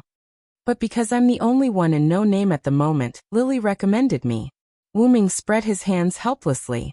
If he couldn't beat it, he could take it back and give it to Ren. Forget it. In the current situation, even if I give it to Ren, I'm afraid it won't be of much help to No Name.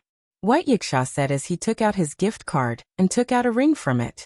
However, Wuming was puzzled by White Yiksha's words. What happened? Facing Wuming's puzzlement, White Yiksha sighed. Pest's strength was affected and decreased a lot. Chapter 809. Decreased by a lot? Wuming subconsciously repeated. Could it be that there was an accident during the resummoning? Although Pest was indeed killed by Wuming at that time, due to the rules of the box court, the ownership of the defeated Demon King belonged to the community that defeated the Demon King. Therefore, according to the rules of the box court, White Yiksha's 1000 EIS could re-summon him to the box court world. Because he knew this, Wuming didn't hesitate to use Yggdrasil to pierce through Pest. This Demon King's strength has decreased to the bottom of the 5 digits and will soon fall to the 6th. White Yiksha said and threw a ring to Wuming. Subconsciously catching it, Wuming carefully looked at the ring. This ring seemed to be made of sparkling and translucent black jade, and it exuded a profound aura. Could it be because I didn't use Hamel's grimoire as a sacrifice? That's right. White Yiksha nodded. When Pest was the Black Death Spot Demon King, she had the buff of Hamel's Town summoned by Hamel's grimoire, and her strength had reached the upper 5 digits. Without this buff, Pest was just an undead girl at the bottom of the 5 digits. And Hamel's grimoire was all shattered when Pest made her final struggle. Without these grimoires, even if Pest was resummoned, her strength wouldn't recover to when she was the Black Death Spot Demon King. Looking at Letitia, Wuming smiled slightly. I have an idea. Wuming did have a way to increase the strength of his possession. That was to use his own spawn and sign a contract with Pest. This way, the powerful strength Wuming brought as the master would affect Pest, who was his spawn. Letitia's strength greatly increased because she signed a contract with Wuming. But even so, Letitia had only recovered to her previous strength, which was around the middle of the 4 digits. If Letitia's lost divinity was found, her strength would probably increase by another level. You mean like Letitia? White Yiksha rubbed her chin. She had heard that Wuming had the ability to turn others into his spawn. But I don't know if Pest is willing. After all, Wuming didn't like to force others. You're wrong, Master. However, Letitia objected to Wuming's idea. The moment Pest was defeated, she no longer had any so-called human rights. The Demon King belonged to the community that defeated her. This was the rule of the box world. No one could ignore this rule, even if White Yiksha, who was in the box's top 10.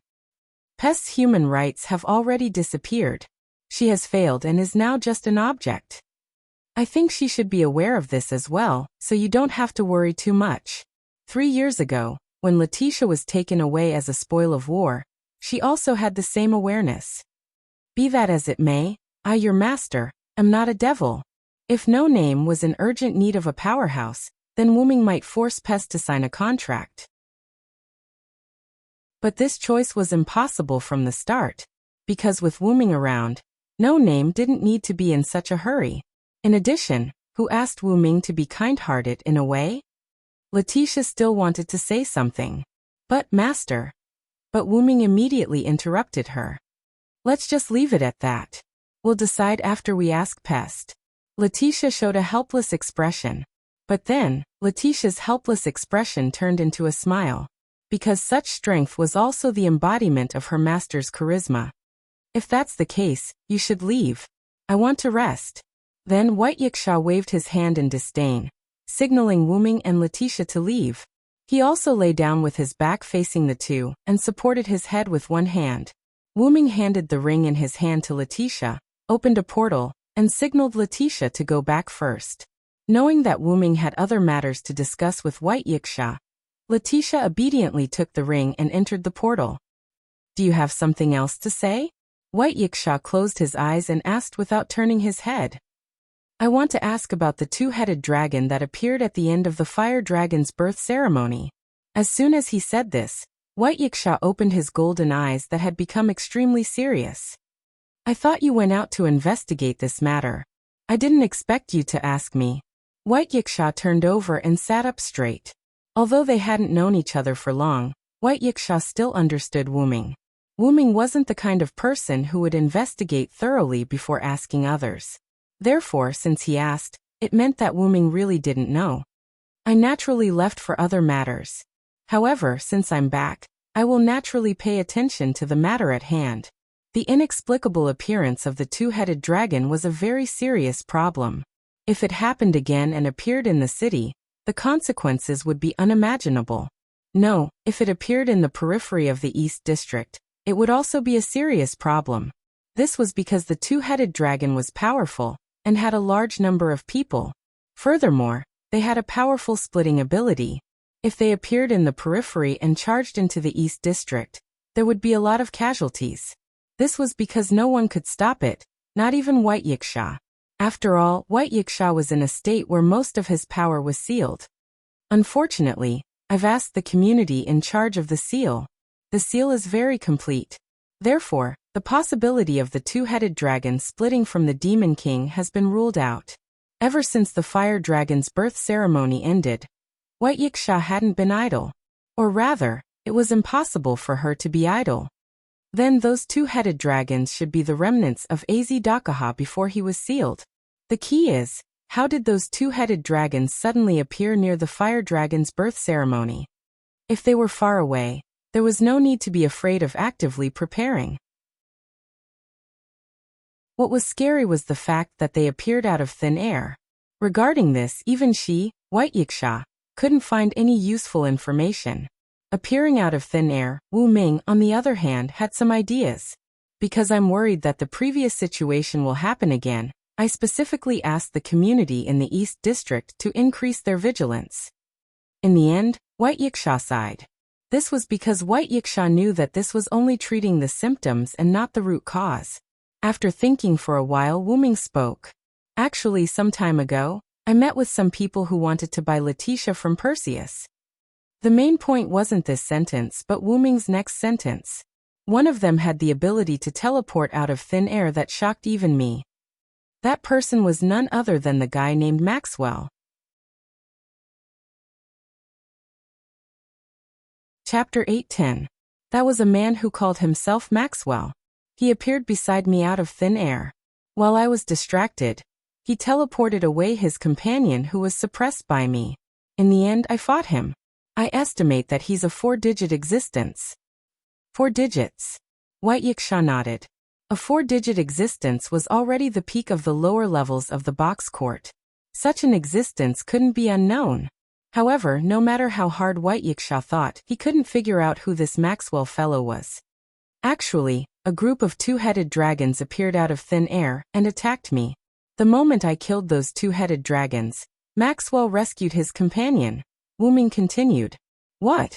He wasn't surprised by Maxwell's rescue, but by the two-headed dragons. Are you trying to say that the two-headed dragon army at the fire dragon's birth ritual has something to do with that fellow named Maxwell? They had both appeared out of thin air, and the interval between them wasn't long. No one would believe that the fire dragon's birth ritual had nothing to do with Maxwell.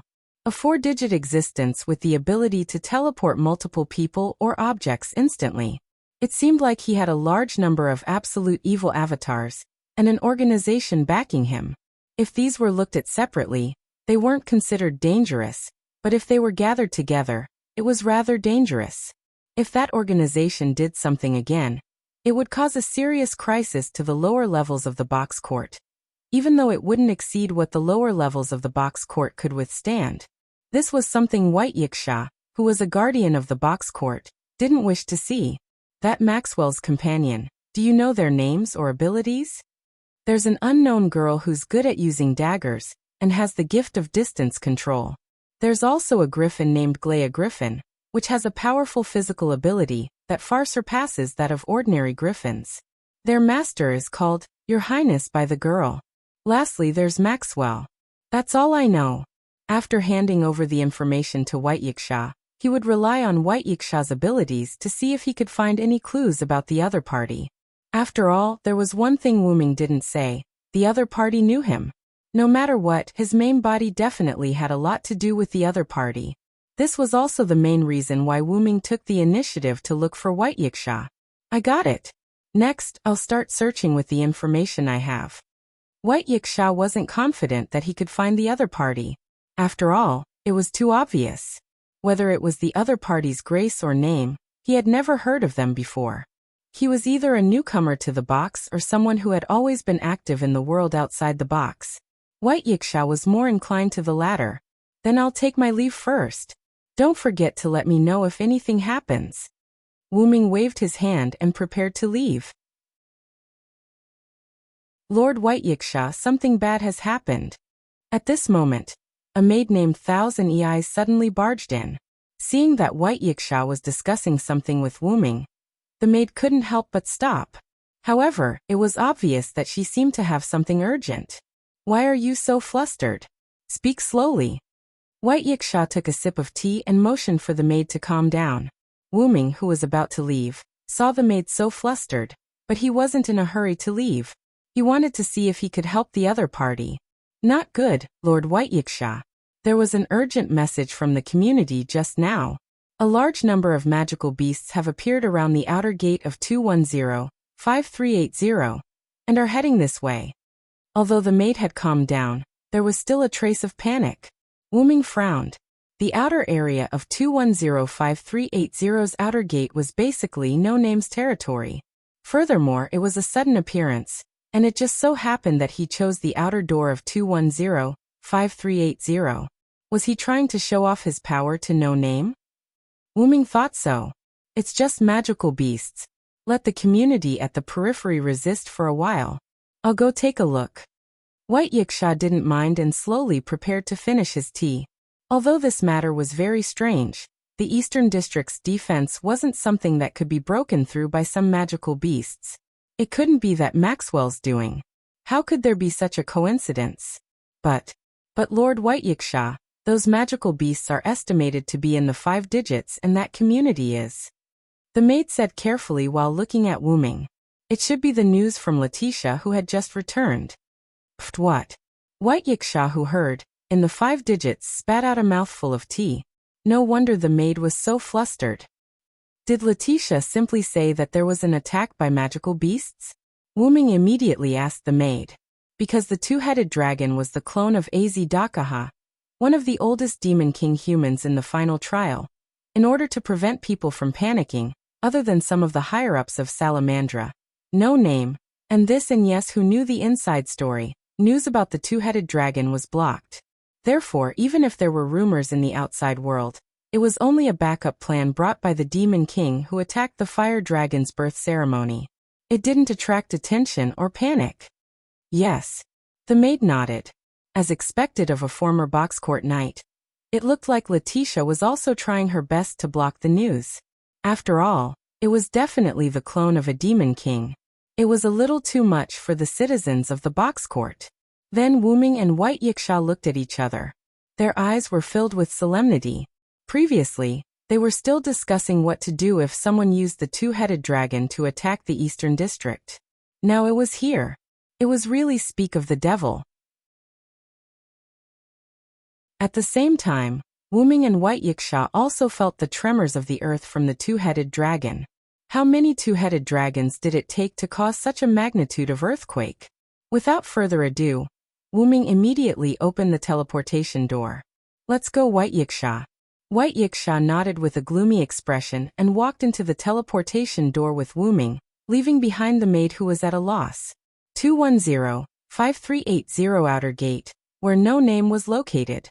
In the vast wilderness, magic puppets were arranged into several layers. They stood at the outermost periphery as if they were defending against something. Letitia probably ordered the magic puppets to form such a wall to defend against the two-headed dragons. The children of no name were nowhere to be seen. Wuming used his spiritual power to probe and found that the children were in no name's house. Letitia was beside the children, comforting them. Not far away, a large group of white figures was rapidly advancing. It was the white two-headed dragons on all fours. There are actually so many clones of human evil. White Yiksha's originally gloomy expression became even gloomier. Moreover, the number this time far exceeded the number of two-headed dragons that appeared during the fire dragon's birth ceremony. Relying on the current White Yiksha, it was impossible for him to eliminate so many two-headed dragons in an instant. If he couldn't completely eliminate them and one of them broke into the outer gate, it would be a catastrophe for 210-5380 outer gate. If he wanted to get rid of them in one go, White Yiksha might not be able to continue staying at the lower level of the box court. However, the other communities aside, No Name, which was at the outermost periphery, was the first to bear the brunt. Therefore, let me do it this time, White Yiksha. Wu Ming's eyes were filled with anger. Without a doubt, the other party was targeting No Name this time. The other party probably knew that No Name's main force was not in the community, so he dared to do whatever he wanted. However, the other party did not expect that Wu Ming had already returned. Chapter 8:11. Wu Ming stretched out his hand, his eyes turning golden as he began chanting. I will deny the sky, deny the earth. The storm will destroy everything, and the rain will cover everything. With this supreme divine power, I will make everything in heaven and earth bow and kneel. Instantly, the sky darkened as dark clouds gathered. The cold wind was biting cold. It seemed slow, but it quickly condensed into a tornado that descended from the sky. The sharp-eyed White Yiksha could tell at a glance that the ability Wu Ming used came from God. Whoosh whoosh whoosh. The storm landed in the middle of the twin-headed dragons. Many twin-headed dragons were swept up and flew into the tornado. In the blink of an eye, they were crushed. They couldn't even scream. The fresh blood produced by the crushed twin-headed dragons turned into new twin-headed dragons. But these new twin-headed dragons were instantly crushed again. Then new twin-headed dragons were born and crushed again until they couldn't split anymore. However, because he had to be wary of his surroundings, Wu Ming didn't use much strength in the tornado he controlled. The tornado was small and its suction was weak. It only sucked in the twin-headed dragons in the middle. As expected, I can't let go at all here. White Yiksha naturally understood Wu Ming's concerns. If she were to do it, she might not be as good as Wu Ming. Don't you have that inherent barrier? Can't you transfer them all over at once? White Yiksha still remembered that at the end of the fire dragon's birth ceremony, it was Wu who transferred a large group of twin-headed dragons into the inherent barrier. In the end, White Yiksha used Sun sovereignty to finish off those twin-headed dragons in one go. There's no need to go through so much trouble. As Wu Ming spoke, his golden eyes were still open as he stretched out his other hand. God says humans are sinful. God says humans need to be purified. Thus, I will send the monstrous flood to my body. In the name of the Supreme King, I will bestow the world with equal liberation. After another chant, a stream of water came out of nowhere and floated around the two-headed dragons, forming a thick circular wall of water. The two-headed dragons were at a loss, and they were tightly encircled. It's not over yet, Wu Ming shouted, and the hand he stretched out behind him instantly clenched into a fist. Instantly, the ring-shaped water flow seemed to shrink, pushing the two-headed dragons towards the center. The two-headed dragons began to attack the water wall in an attempt to rush out, but the moment they came into contact with the water wall, they were sucked in. As if the internal and external pressure were different, the two-headed dragon that was sucked into the water wall was also torn apart, and the two-headed dragon was forced to retreat towards the center. However, the center wasn't a good place either. Unknowingly, the tornado had suddenly become stronger. Together with the circular wall of water, the two-headed dragon that was gradually approaching the center was completely engulfed by the tornado. Wu Ming placed his palms together, and the circular wall of water attached itself to the tornado. It was as if the tornado had put on a layer of water. Finally, he clasped his hands together. The water merged into the tornado, forming a magnificent waterspout. In the waterspout, the twin-headed dragons were torn apart again and again, and the new twin-headed dragons produced by the blood were the same. It was like a meat grinder. Slowly, the last twin-headed dragon whose blood couldn't split was torn apart, and at that moment, the blue waterspout turned red. In the end, the twin-headed dragon's blood couldn't continue to split into new twin-headed dragons, and the blood dyed the waterspout a bright red color. Thou hast violated the contract and brought evil to the world. Lord's Day, sinners shall be punished. Shatter their backs, dig out their tendons, bones, hair, and brains, and trample on their blood and mud. If I am the one who cannot approach the darkness, I will follow the Lord's words and destroy thee. Another chant was uttered, and a black sphere appeared in Wu Ming's hand. Wu Ming gently tossed it. and the black sphere flew towards the waterspout. The waterspout that was still spinning continuously sucked the black sphere formed by the annihilation incarnation into it. The moment the black sphere was sucked in, it began to emit a black light, like a black hole, or rather, a black hole. Suddenly, the entire waterspout was sucked in by the light emitted by the black sphere, as if it had really entered a black hole.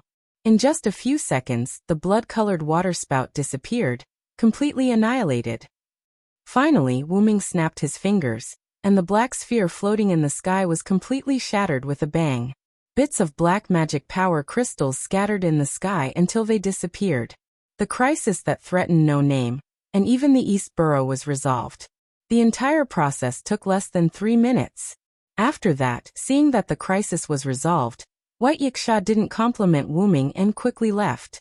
I'm going to contact the rulers of the other regions and have a good discussion about this incident. It seemed that the threat to the East Borough this time made White Yiksha unable to sit still. She was worried that it would affect the entire box court. Wuming, on the other hand, said that he had to return to No Name to check on the children's situation. As expected of Master, you easily destroyed the avatar of absolute evil. Letitia was the first to welcome him. In the face of Letitia's compliment, Wuming didn't mind. Are the children all right?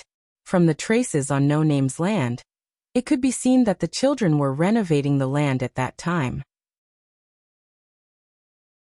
Perhaps they were preparing for the crops that 16th night, and the others brought back. They're fine. Lily and I have been comforting the children.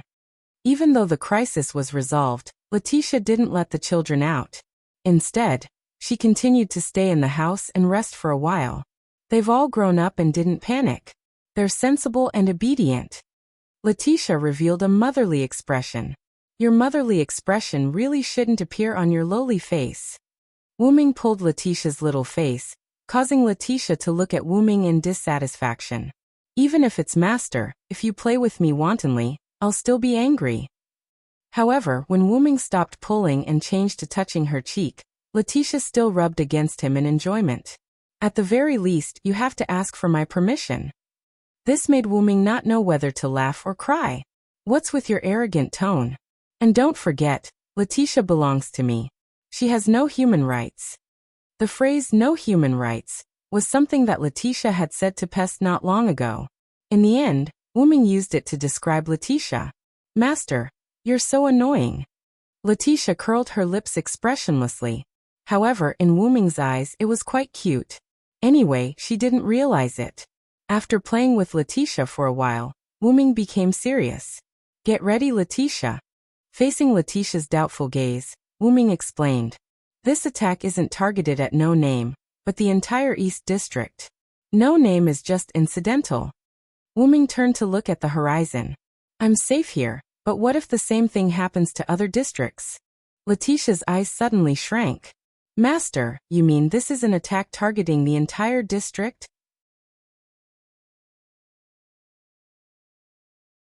Chapter 8:12. Wuming didn't care about Letitia's shock. It does seem that way. But Wuming's answer made Letitia, who wasn't stupid, realize that there was more to it than meets the eye. Master, you mean, these attacks are only on the surface? Letitia's expression became serious. If the attacks that affected the entire box were only on the surface, then what was hidden underneath the surface? How shocking would it be? At least that's what I think. Then Wuming looked at the magic puppet that was still standing in the distance. I'm going to fix No Name's defense. Letitia, go rest for a while. Later, come with me to find White Yiksha. Uncovering this layer of mystery was important, but the safety of No Name was more important. Yes, Master. Letitia nodded. But then, Letitia was stunned. What about Pest? As she spoke, Letitia took out Pest's summoning ring that Wuming gave her. I almost forgot. Lightly touching his chin, Wuming thought about how to deal with Pest. Wuming and Letitia didn't need Pest's power, but currently, the main members of No Name weren't here, and Wuming hadn't been to the southern district, so he couldn't find them in a short period of time. He had to immediately let Pest become a fighting force. How about letting Lily wear this ring? Wuming said tentatively as he and Letitia looked at each other. After a while, in No Name's meeting room, A scream suddenly came out. What? The scream, full of girlish energy, made the birds on the roof all fly away. No. No. Lily can't. The little fox girl Lily's face was red. She put her hands in front of her chest and couldn't help but step back. Slowly, Lily was forced into a corner. Then Lily's body leaned against the wall and slid to the ground. No is no but.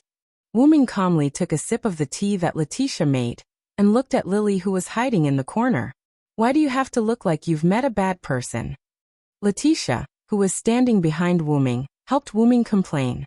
After Wyrm suggested that Lily use the summoning ring, Lily showed such a state. In short, Lily can't. Lily, who was sitting on the ground, kept shaking her head. Master Villo and Lady Letitia are both here. Why do you want Lily to use the summoning ring? Lily's face was a bit unnatural. It wasn't that she hated the devil, but Lily felt that she would waste of this power. Since Lily doesn't agree, then let's change our method. Letitia was still very soft-hearted towards the children of no name. After all, Lily was still a child. If possible, Letitia really didn't want a child like Wyrm to stand out. Actually, this is what I'm thinking. Lily has been staying in no name all this time. For now, letting her use Pest's ring is the best solution. Wyrm finished the tea in his cup and put it down. But since Lily is unwilling, I'll change my plan. Wyrm's words made Lily sigh in relief. Although she felt that she couldn't bear the devil's power and would waste this power, if there was really no other way, Lily was willing to accept and work hard to motivate herself. But since there was another way, it was the best. Master, do you have any other ideas? Letitia felt that her master was omnipotent. I know of a ritual that can use a holy relic to summon the clone of a deceased person called a heroic spirit. Holy relic? Heroic spirit? Heroic spirit? Clone? Letitia and Lily were confused. The box court world didn't seem to have the concept of holy relic and heroic spirit. Simply put, it's using an antique to summon a spirit. By the way, I can be considered as a summoned spirit right now. Is that Lord Villo dead? Lily's face instantly became sad. But Wyrm didn't know whether to laugh or cry and shook his head. I'm here to find my body. I'm not dead. Calm down, Lily. Right. Lily's cheeks became red again because of embarrassment. Because Wyrm was too much like a normal person, Lily forgot that Wyrm was actually a spirit. Behind Wyrm, Letitia's cheeks also became red. She also subconsciously ignored her master's identity. In short, if you use the ring that summons Pest as a holy relic, the success rate of summoning Pest is not 100%, but at least 99%. After all, that ring was used to summon Pest. There was no reason for the summoning to fail. Then, Wyrm took out the ring to summon Pest. Moreover, Pest summoned as a heroic spirit might be able to increase his strength. And this would solve the problem of Pest's strength. Of course, the specifics would only be known after the summoning. Wyrm started drawing a magic circle in the meeting room. The materials used were naturally from No Name's warehouse. Although No Name wasn't particularly rich now, it was still considered to be in the middle class. He melted the gemstones with special magic to obtain the gemstone solution. Then he added it into the blood of the griffin to draw the magic circle. There were no fancy operations. It was just a simple drawing of the magic circle. Then, Wyrm placed the ring used to summon Pest in the palm of his hand, and began to chant the summoning oath. Declare. In an instant Wyrm, who was standing in front of the magic circle, poured his magic into the magic circle. The whole room darkened. Letitia and Lily, who were watching from the side, revealed solemn expressions. Thou shalt hear my command. Thy sword is with me. Answer my summons immediately. Just like the magic circle, Wyrm's oath to summon Pest was also simple. Instantly, the magic circle and the ring on Wyrm's hand lit up at the same time. Then Wyrm increased the amount of magic he poured into the magic circle. Gradually, the magic circle and the ring became brighter and brighter. Lily, who was the weakest in the room, couldn't help but cover her eyes.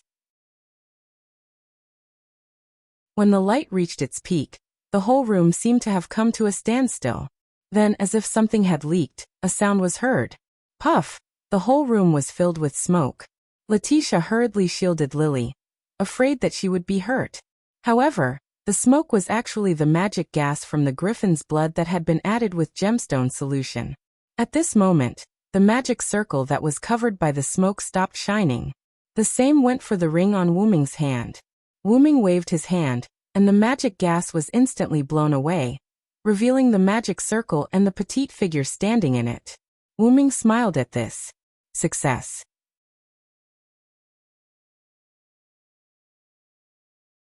Chapter 8:13.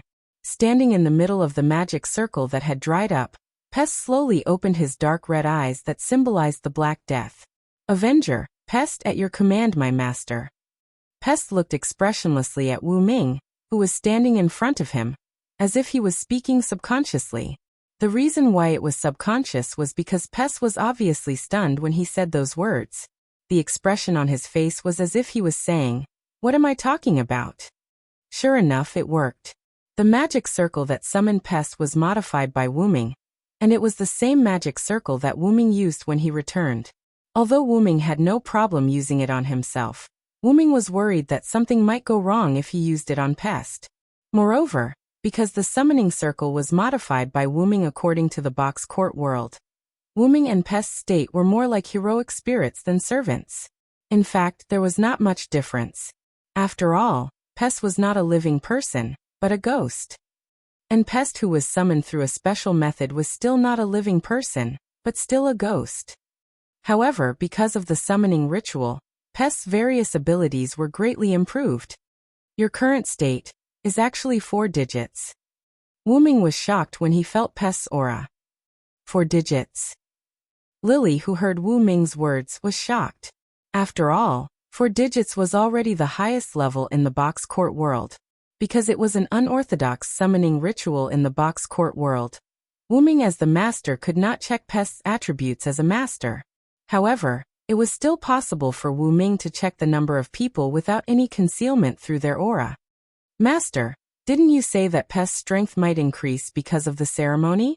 Letitia could also sense Pest's level. She was also a 4-digit number, so she could also sense Pest's level. Although that's true, this increase is too exaggerated. Wu Ming was quite puzzled. From 5 digits to 6 digits, it rose all the way to 4 digits. Although a 4-digit number was at the bottom, Pastor was indeed a 4-digit number. The phoenix tail was much more powerful than the chicken head because this was a qualitative change. I think it might be because of Master that my strength increased so much. Pest looked at Wu Ming with a hint of fear in his eyes. A servant's attributes were affected by their master. The stronger the master, the stronger the servant's attributes would be. Pest was indeed summoned as a servant, but it was not because of the extra power that Pest gained from being a servant, but because Wu Ming had established a master-servant relationship with Pest. Although Wu Ming might not be aware of this, Pest had a very deep impact on him. Originally, Wordless had only given Pest the impression that he was an expert who could defeat him. Now, Wordless gave Pest the impression that he was a god. Pest looked at the scene before him. A dragon was crawling in the universe filled with dense qi. Every breath he took gave Pest immense pressure. Gradually, the dragon's breathing stabilized and his eyelids twitched. Slowly, the dragon's eyes opened a sliver. Just the twitching of its eyelids made Pest feel fear. The opening of its eyes greatly affected Pest's mind. It was as if his brain had been stirred into a mess. Pester suspected that if he waited for the dragon to fully awaken and look at him with its huge dragon eyes, he might lose his mind. Fortunately, the moment the dragon fully opened its eyes, Pest was summoned and stood in the center of the magic formation. The moment Pest was summoned, he learned some information about Wu Ming through the contract he had with Wu Ming. But because of this, Pest was so obedient and looked at Wu Ming with eyes full of fear. However, Wu Ming did not notice Pest's fear of him. He was interested in what Pest said. You know that the master's strength can affect the servant's strength? Is this knowledge from the summoning ritual? The only reason Pest knew that the strength of the master could affect the strength of the servant was because of the Holy Grail's knowledge. However, there was no Holy Grail in this world. How could such knowledge be imparted to Pest? Pest, how do you know this? I learned it from you, master. Pest answered honestly. The moment she formed the contract with Wuming, not only did Pest see the universe Wuming brought to her, but she also learned some knowledge about the Holy Grail War from Wuming. Memory sharing? But this kind of situation will only happen when you're asleep. It was common knowledge that the master would dream of the servant's past. If the servant was asleep, the servant would also dream of the master's past. This was a result of the contract, and it was mutual. When Pest is not summoned, she should be asleep, Letitia suddenly said. But facing Letitia's question, Pest was very reluctant, but in the end, she nodded honestly. After Pest was killed, she was indeed in a state of hibernation. That's not right. I only know the knowledge. It's impossible for me to only know the knowledge in my dreams. There must be something else. Wuming frowned and squinted at Pest. Pest, you should have something else you haven't said, right? In just an instant, Pest's face turned pale. She did not say a word, and even her body stiffened. Wuming's words reminded her of the dragon she saw before. The way Wuming squinted his eyes was very similar to the dragon. Pest was once again sure that Wuming was the mysterious dragon. Master, Pest seems to be frightened by you. Letitia poked Wuming's back. That seems to be the case. Wuming naturally saw Pest's pale face and stiff body. Is it because I look so scary? He could not help but touch his face. No matter how he touched it, it was still a handsome face. How could he scare Pest? Forget it. We'll talk about it when you feel like it. Wuming shrugged. Although he did not know the reason, it was not a bad thing for the current situation. That's it for now. Pest, stay in No Name and get used to your power. But remember, do not attack your companions. I got it. Pest nodded. His stiff body and pale face were no longer as pale as before. Even if she had 10 times the courage, she would not dare to do anything. After all, Wuming's influence on her was too deep.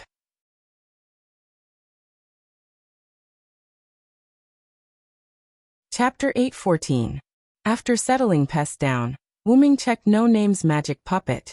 After confirming that there were no mistakes, Wuming left some rune magic on the ground around No Name.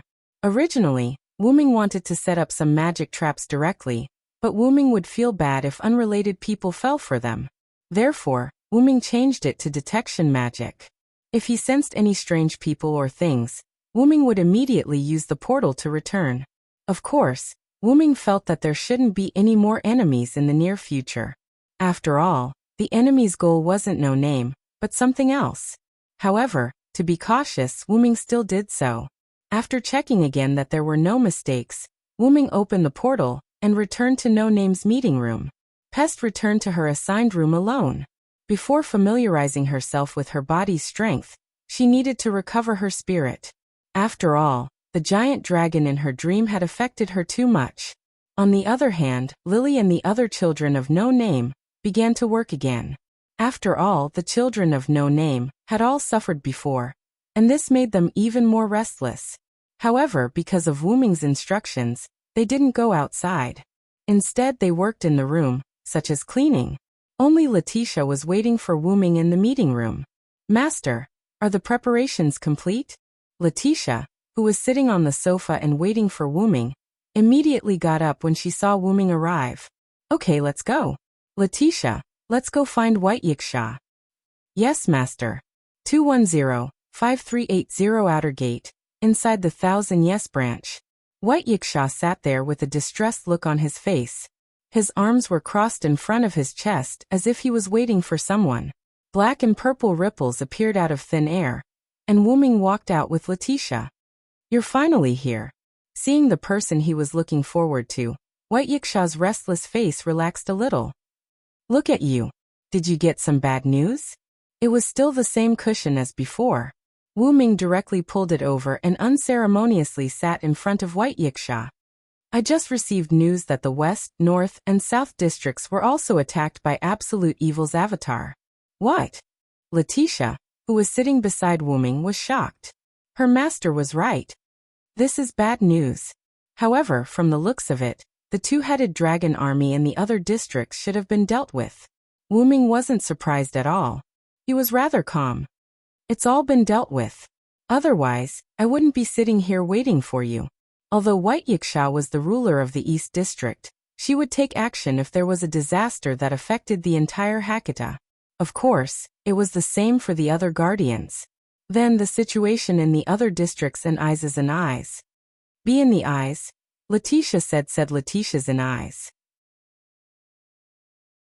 According to Wu Ming's understanding, the class ruler of the West seemed to be a cadre of Thousand Eyes, but Wu Ming didn't know the details. Noticing the confusion on Wu Ming's face, Letitia explained for Wu Ming. Master, the class ruler of the West that Lady White Yiksha mentioned is called Demon Laplace. He's one of the cadre of Thousand Eyes. Due to his ability, he has been in a deep slumber. White Yiksha spoke as well. Letitia's ability is actually referring to his powerful prophetic ability. Could it be the cadre of Thousand Eyes who predicted that a demon king would attack Fire Dragon's birth ritual? Wu Ming suddenly thought. Being a cadre of Thousand Eyes and having prophetic abilities made it easy for people to associate him with the cadre of Thousand Eyes who had given a 100% accurate prophecy. That's right. The prophecy of Fire Dragon's birth ritual was given by him. However, that fellow is in a deep slumber all year round, so there's no need to pay attention to him. In short, nothing major happened in the West because of his unexpected awakening. White Yiksha didn't plan on explaining Demon Laplace to Wu Ming. However, although he had coincidentally woken up, he wasn't weak to be able to deal with Absolute Evil's clone. That Demon Laplace was at least in the 4 digits. Wu Ming thought so. As for the South District's Absolute Evil clone, it was 16th Knights and Company who helped deal with it. They also gained a wave of no-names reputation. I have to say that they did well. 16th Knights and Company, who were participating in the Dragon Horn Griffin Lions Harvest Festival in the South District, happened to encounter this matter. However, they almost destroyed the Harvest Festival and they didn't realize it at all. However, White Yiksha looked like he was gloating. As expected of problematic children, Black Rabbit will probably cry for a while. Wu Ming smiled helplessly. After all, they were problematic children. Benevolence and Black Rabbit had it quite hard. The situation in the North District isn't very good. It's different from the West and East Districts, which are basically undamaged. It's also different from the South District, which has few casualties. The North District can be said to be the worst area. The streets and houses are damaged, and there are many casualties. White Yiksha's expression became melancholic. It's because of Shadora and Company. Wu Ming understood very well why. Shadora was one of the rulers of the North District's hierarchy. This meant that there were others who shared the position of ruler. Why was that? Naturally, it was because no one in the community in the North District had the ability to be the sole ruler of the hierarchy. Therefore, there were many rulers of the hierarchy who managed the North District together. Wu Ming did not know much about the rulers of the other classes, but Wu Ming knew about Shadora. Shadora's individual strength was not enough to fight against the two-headed dragon army. As for Salamandra, a community that relied on group battles, they were also unable to fight against the two-headed dragon army that was also good at group battles. Not to mention, Absolute Evil's doppelganger had the strength of a deity, which was only in the 5 digits. It was probably the same for the other communities of rulers of the other classes. Therefore, when the two-headed dragons attacked the North District, they were unable to eliminate all of the two-headed dragons in an instant. As a result, the two-headed dragons rushed into the city and caused destruction, causing casualties. Lord White Yiksha, I remember that there's that existence in the North District, right? Letitia suddenly asked. That existence? Who's that? Wu Ming was puzzled. After all, in terms of being familiar with the world of the box, Wu Ming was a complete novice compared to Letitia. You're talking about that great devil, right? White Yiksha shook a fan that he had taken out of nowhere. Closing the fan instantly, White Yiksha said the other party's name. A great devil born at the boundary between life and death, the leader of the community Willow's Wisp. He's known as the strongest devil in the North District, Vera za Ignifatus.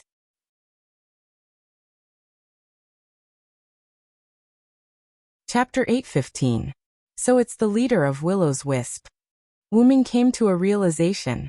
In the competition called Gift of the Creator, at the Fire Dragon's Birth Festival, Kasuga Hikari's opponent in the finals was a ghost named Aisha Ignifast, and her companion, Jack the Pumpkin Monster, who came from the community of Willow's Wisp. If that person took action, the army of Absolute Evil's clones should be easily dealt with. It seemed that Letitia acknowledged the other party's strength. It was Vera who took action. The North District was only slightly slower than the other districts in dealing with the Absolute Evil's clones. If Vera did not take action, White Yiksha would have to go to the North District to provide support.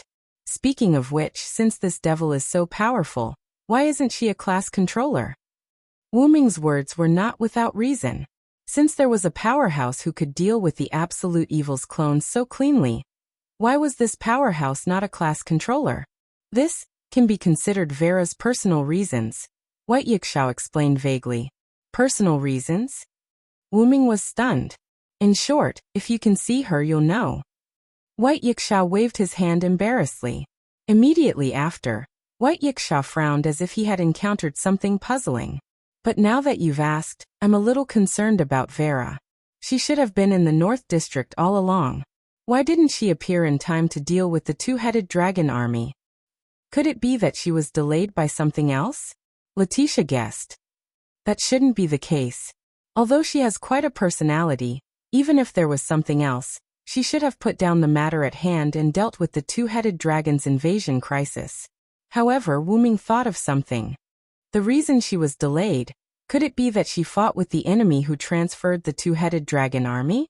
After all, the invasion of the Absolute Evil clones that attacked the entire Hakata was man-made. Wu Ming and the others did not encounter the enemy, but it did not mean that the people in the other districts did not encounter them. Then Wu Ming's guess was not without reason. That's possible. White Yiksha's expression was solemn as he nodded. However, because White Yiksha was only collecting information unilaterally and had not seen the person involved, he could not make a judgment. Without further ado, Wu Ming and White Yiksha began to discuss serious matters. I say, White Yiksha, don't you think the attack this time is very strange? Tell me what you think. White Yiksha was naturally a smart person. If Wu Ming could see that there was a problem, so could White Yiksha.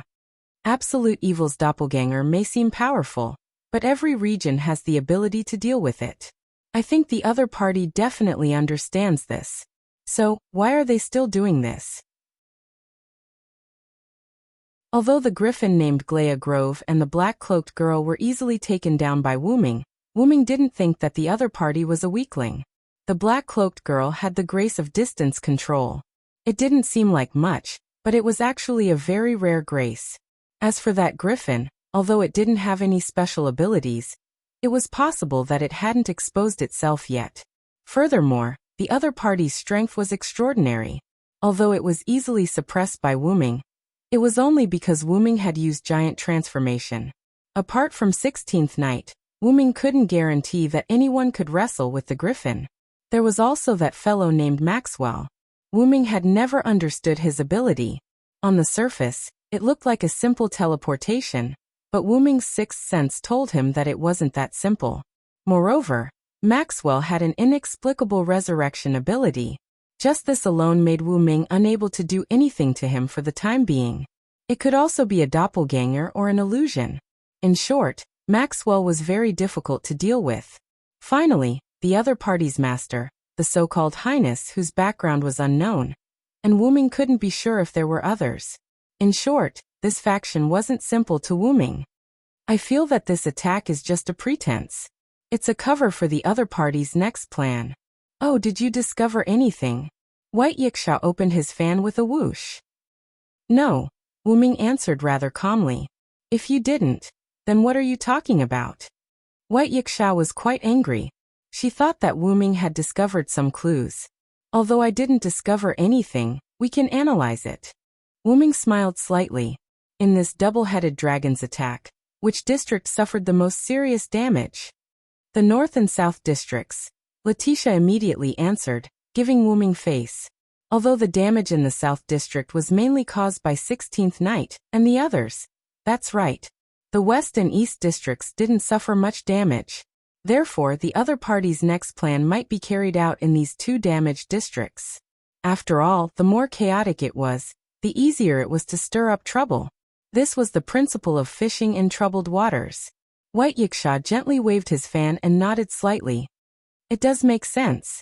Seeing White Yiksha nod, Wuming continued. This double-headed dragon and the final double-headed dragon in the fire dragon's birth ceremony in the North District must be done by the same person, or rather, by the same faction.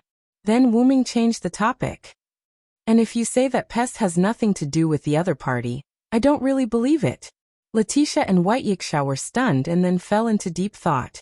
Indeed, if Pest had nothing to do with the double-headed dragon that appeared in the end, no one would believe it.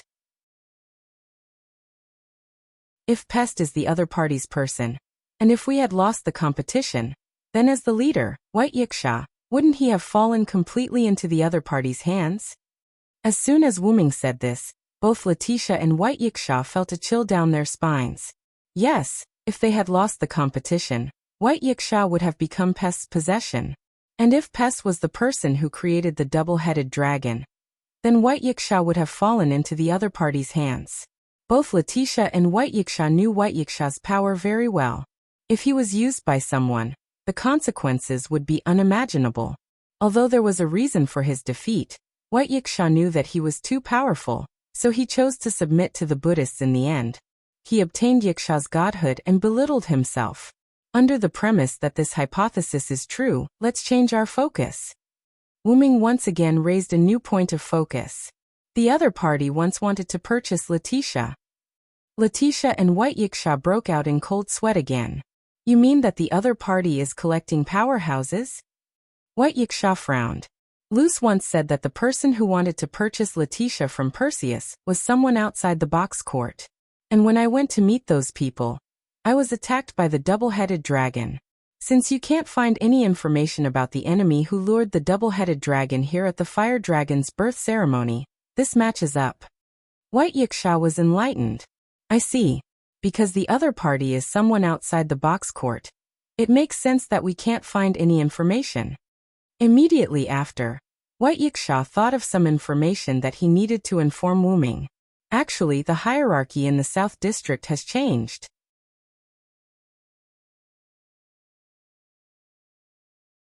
Chapter 8:16. The Southern District's hierarchy has changed? Wuming was taken aback. That's right, and it happened not long ago. White Yiksha nodded. Not long ago, the community of the former Southern District's hierarchy, Avalon, was attacked. If it wasn't for the Northern District's Willow's Wisp, who happened to be nearby and intervened through unconventional means, I'm afraid Avalon would have been completely wiped out. White Yiksha explained with a serious expression. Wuming felt a little unnatural.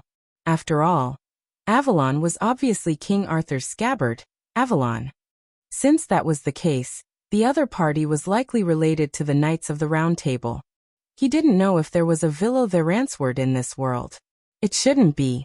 After all, White Yiksha and the others didn't have any reaction to his name, as if it was the first time they heard it.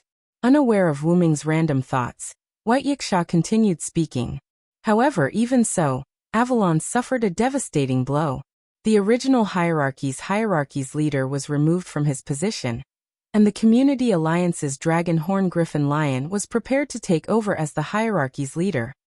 Although he hadn't officially taken over, the other party had already been recognized by the Southern District. Therefore, for now, it didn't matter if it was official or not. At this moment, Letitia raised her hand. Lord White Yiksha, do you know who the enemy that attacked Avalon was? White Yiksha shook his head helplessly. Unfortunately, although Willow's Wisp forcefully intervened, Avalon did indeed lose to the other party. Although there wasn't much of a loss, the price of Avalon's defeat was that we couldn't reveal the other party's information. Therefore, I don't know who the enemy is. In Suitland, the rules of Suitland were absolute. Therefore, Avalon couldn't reveal the specific situation. However, one thing is clear. The other party is the Demon King. As for why, it was because the black contract documents rained down from the sky at that time. Many people saw it, and everyone in Suitland knew what the black contract documents represented. Therefore, he was most certain that the other party was the Demon King. It can be said that if it wasn't for the intervention of Willow's Wisp, the entire community of Avalon would have been wiped out. However, if it was really as Vilo speculated, Avalon would very likely become the possession of the Demon King. Immediately after, Bayasha's eyes narrowed. I suspect that the Demon King who attacked Avalon is from the same faction as Pest and the person who can control the two-headed dragon. Wuming crossed his arms and nodded. First, they attacked the southern district. Then they attacked the fire dragon birth ceremony that was jointly held by the eastern and northern districts. Finally, they attacked the entire box. It seems that the other party is not weak. Although the results showed that the other party had never succeeded, the fact that the other party could continue to cause trouble despite repeated failures was enough to prove that the other party had a deep foundation. Do we need to find Pest for information? Letitia suddenly asked. After all, Pest might know those people. When you see her again, give her a gentle hint. If she really doesn't want to say it, then forget it. I don't really want to treat Pest as an item. Since she joined No Name, she's a family. Wuming did not want to treat Pest as a slave. Wuming believed that the other members of No Name would not want to do that either. I understand, Master. Letitia nodded and did not say anything else. However, her gaze toward Wuming became gentler. If Pest hears your words, I'm afraid Pest will have a better impression of you. Bayasha also turned serious and revealed a frivolous expression again. By the way, Bayasha, how do you know that Pest doesn't have a good impression of me? Wuming frowned. Although Pest was indeed very angry with Wuming based on his behavior before Wuming stabbed him, Bayasha was not present at that time. However, Bayasha's current appearance gave people the feeling that he had a lot of interaction with Pest. Roar. Of course, that's because I used that ring before you came to retrieve it. Pest and I have already talked. Bayasha did not hide anything and told Wuming and Letitia the truth. I see. If it's you, you do need to talk to Pest. Letitia nodded in understanding. No one would believe that the incarnation of the Sun and the incarnation of the Black Death did not need to talk to each other. Moreover, Bayasha was in the wrong. After all, it was the Sun's laziness that caused the Black Death to break out. Although Bayasha's words were reasonable, Wuming did not believe them. Wuming and Bayasha did not have much interaction. However, Bayasha was the only problem child. Wuming knew this in his heart. In other words, you didn't do anything strange to Pest, did you, Bayasha? Wuming looked at Bayasha suspiciously. Wuming still remembered that when Pest was summoned, he was silent, or rather, very obedient. Moreover, after standing for a while, Pest's face turned pale and his body stiffened. It looked like his spirit had suffered a severe blow. Now that he thought about it, could it be that Bayasha did something to Pest? What are you talking about? Pest and I just had a good conversation in various aspects. Yes. With a calm expression, White Yiksha indicated that there was only a simple exchange between him and Pest. Then why does Pest look like he's in shock? You really didn't do it? Wuming became more and more suspicious. He knew how powerful a problem child like Bayasha was. Even if she really did it, with Bayasha's thick skin, he would probably not admit it. Is that so? Maybe it's not easy to accept the new environment.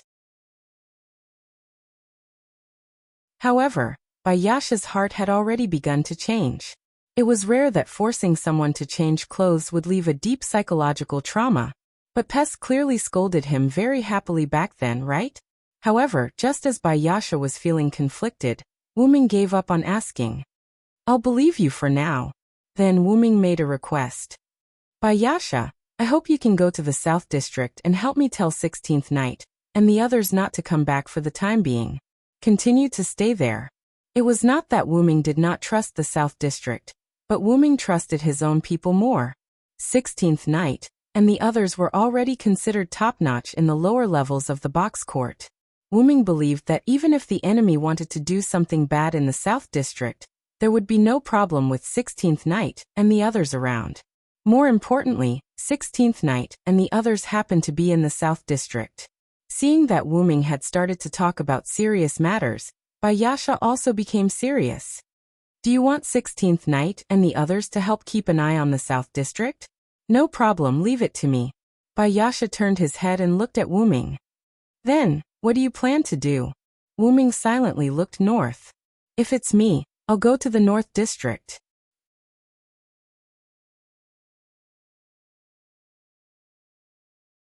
Chapter 8:17. The Southern District is guarded by 16th Knight and the others, while the Eastern District is guarded by you, so I've decided to check out the situation in the Northern District.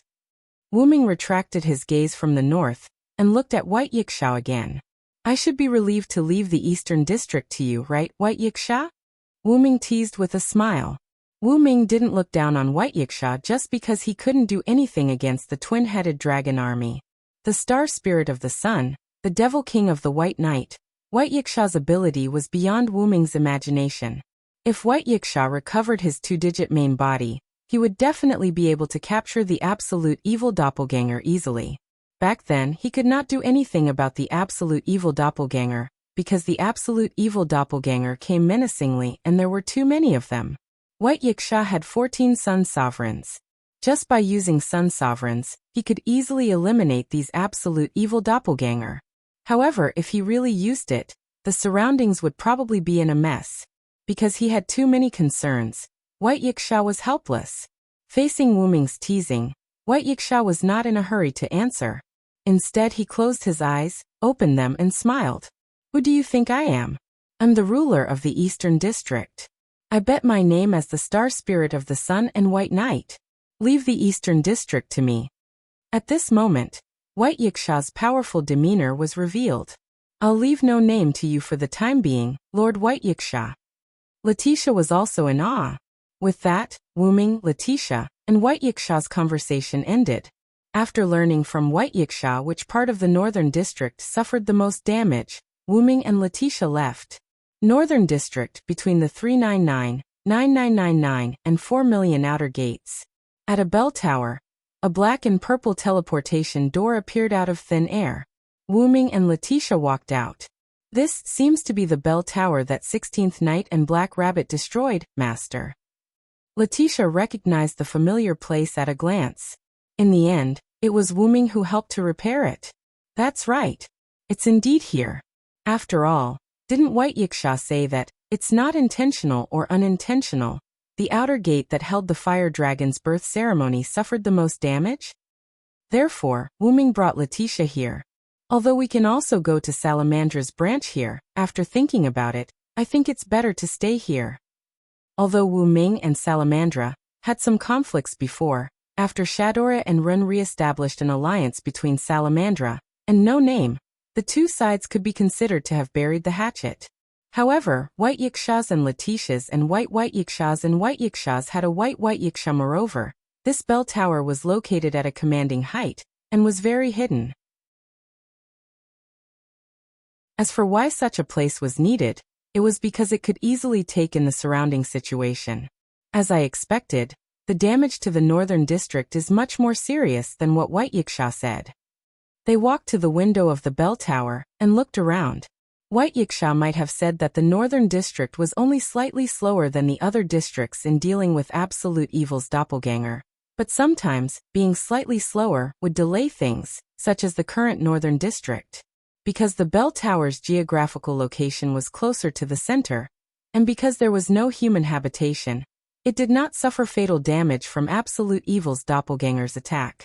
It only suffered some damage at the base. Moreover, the other outer gates were not so lucky. Wu Ming looked around. 7 or 8 of the 10 buildings were completely destroyed. The remaining 2 or 3 were so damaged that they were uninhabitable. Not only that, but Wu Ming also saw many bloodstains on the streets. These should be the residents' blood. After all, the blood of the two-headed dragon could split again, and it could be the blood of the two-headed dragon that could not split again. However, compared to this, Wu Ming felt that the two-headed dragon had been killed by people using special methods. He could not see any civilians. They might have been transferred to other outer gates to take refuge. Perhaps it was because the battle had just ended, but the people walking on the streets were basically all fully armed members of the Northern District community. This was because everyone had their own community's coat of arms. Wu Ming even saw people from Salamandra. Some of them were patrolling to see if there were any other survivors, while others were specifically searching for any two-headed dragons that had been left behind. The possibility of the former was not small. After all, the collapse of the building had knocked out the people who were still alive under it. Or the people hiding in the building did not have time to come out because of the collapse. The latter was unlikely. After all, although the two-headed dragons were said to be at the deity level, their strength was only at the deity level. Their intelligence was equivalent to that of an ordinary beast, or even lower. Generally speaking, unless they were all dead, they would not stop. However, there were exceptions. For example, when the two-headed dragon was eliminated, a two-headed dragon had accidentally been buried in the ruins of a building and had just crawled out. Interestingly, Wyrm, who was standing at a commanding height, happened to see such a scene. A white two-headed dragon struggled to crawl out of the thick ruins and was ready to attack the patrolling personnel, who had just walked away. The patrolling personnel seemed to have heard a trace of a sound and immediately shouted, thinking that there were survivors. Hey, are there any survivors? If there are, please answer me. He was also one of the people who thought that it was unlikely for the two-headed dragon to survive. The man shouted as he explored the surrounding ruins.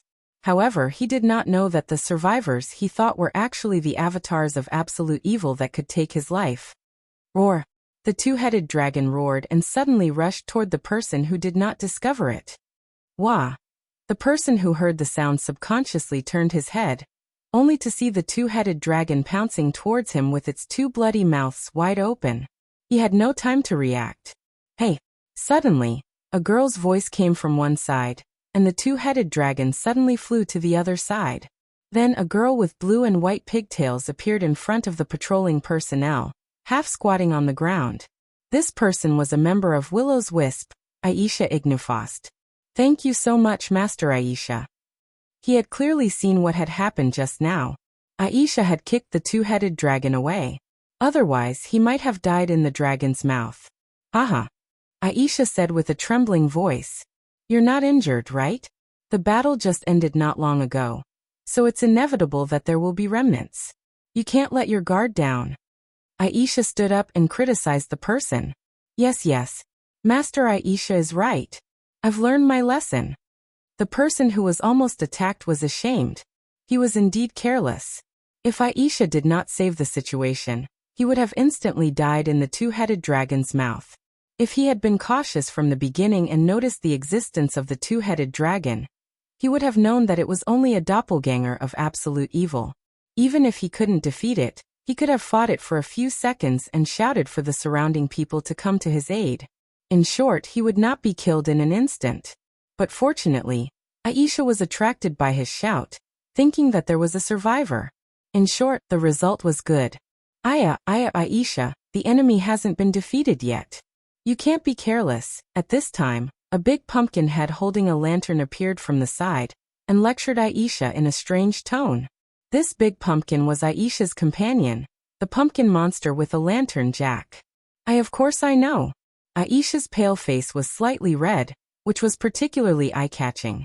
At this time, the two-headed dragon that was kicked down had already turned over and was ready to attack again. It's just a 5-digit beast. Watch me take care of it in minutes. Aisha pouted and a blue flame appeared in her hand. Whoosh!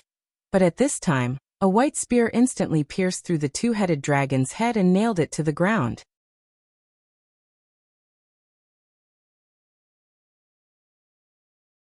Chapter 8:18. Who is it?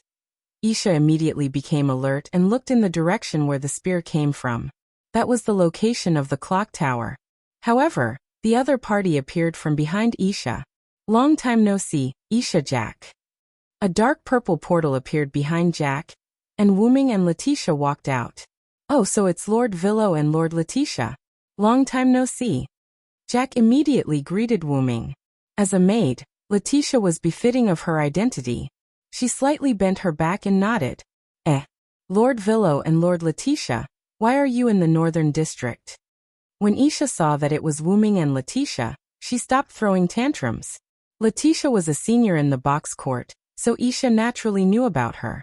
The news of Wyrm defeating the Demon King with a holy spear at the end of the Fire Dragon's birth ceremony also spread like wildfire.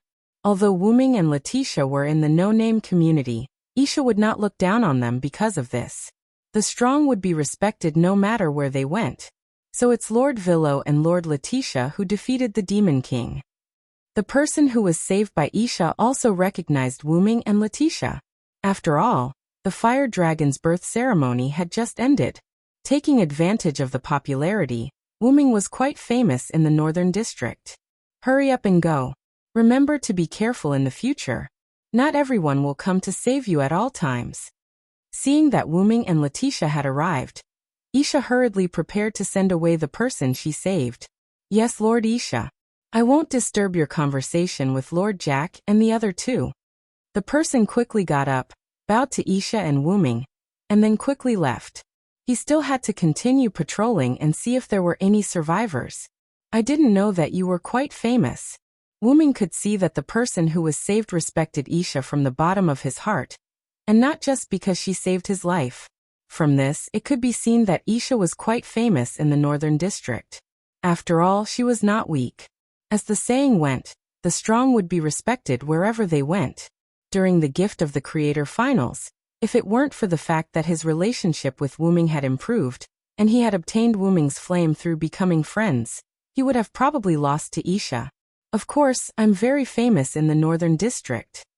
However, as soon as Aisha Wuming praised her, she immediately raised her head proudly, her nose almost reaching the sky.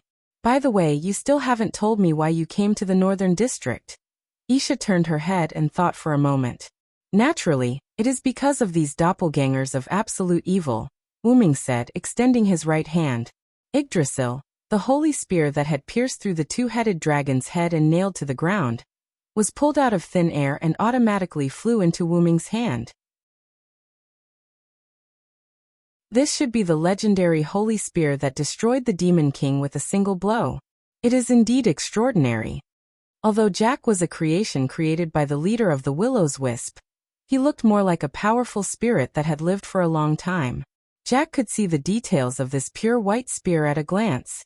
The power it contained, coupled with the fact that it was held by Wuming, proved that this was the holy spear that had pierced through the Demon King.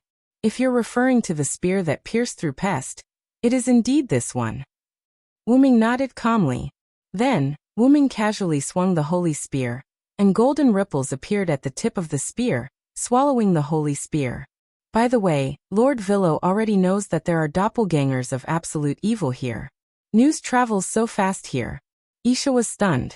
It seemed that she still did not know that the 4 districts had been invaded by doppelgangers of absolute evil. It is not only our Northern District that has doppelgangers of absolute evil. Doppelgangers of absolute evil have also appeared in the Eastern, Southern and Western districts, Isha. It seemed that Jack was in the know. Is it that serious? Isha was shocked. Regardless of how many doppelgangers of absolute evil were in the other districts, this had at least affected the entire district. Anyway, I'm here to investigate in the Northern District. Wuming pointed at the two-headed dragon that had already turned into a dried corpse not far away. I didn't expect to encounter this as soon as I arrived, and even meet you guys. However, Isha looked in the direction Wuming pointed at, and was shocked by the dried corpse of the two-headed dragon. How did it dry up? Jack, on the other hand, saw some clues. It was roasted dry, right? Jack said as his gloved hand stroked the chin of his pumpkin head. Wuming nodded and began to explain. That's right. My holy spear is filled with the power of light. The moment it pierced its body, the powerful power of light roasted its blood dry. After all, no one knew if the two-headed dragon's blood would split again. Therefore, to be on the safe side, Wuming directly used the power of the holy spear to roast the two-headed dragon's blood dry. Then, Wuming waved his hand at the two-headed dragon's corpse.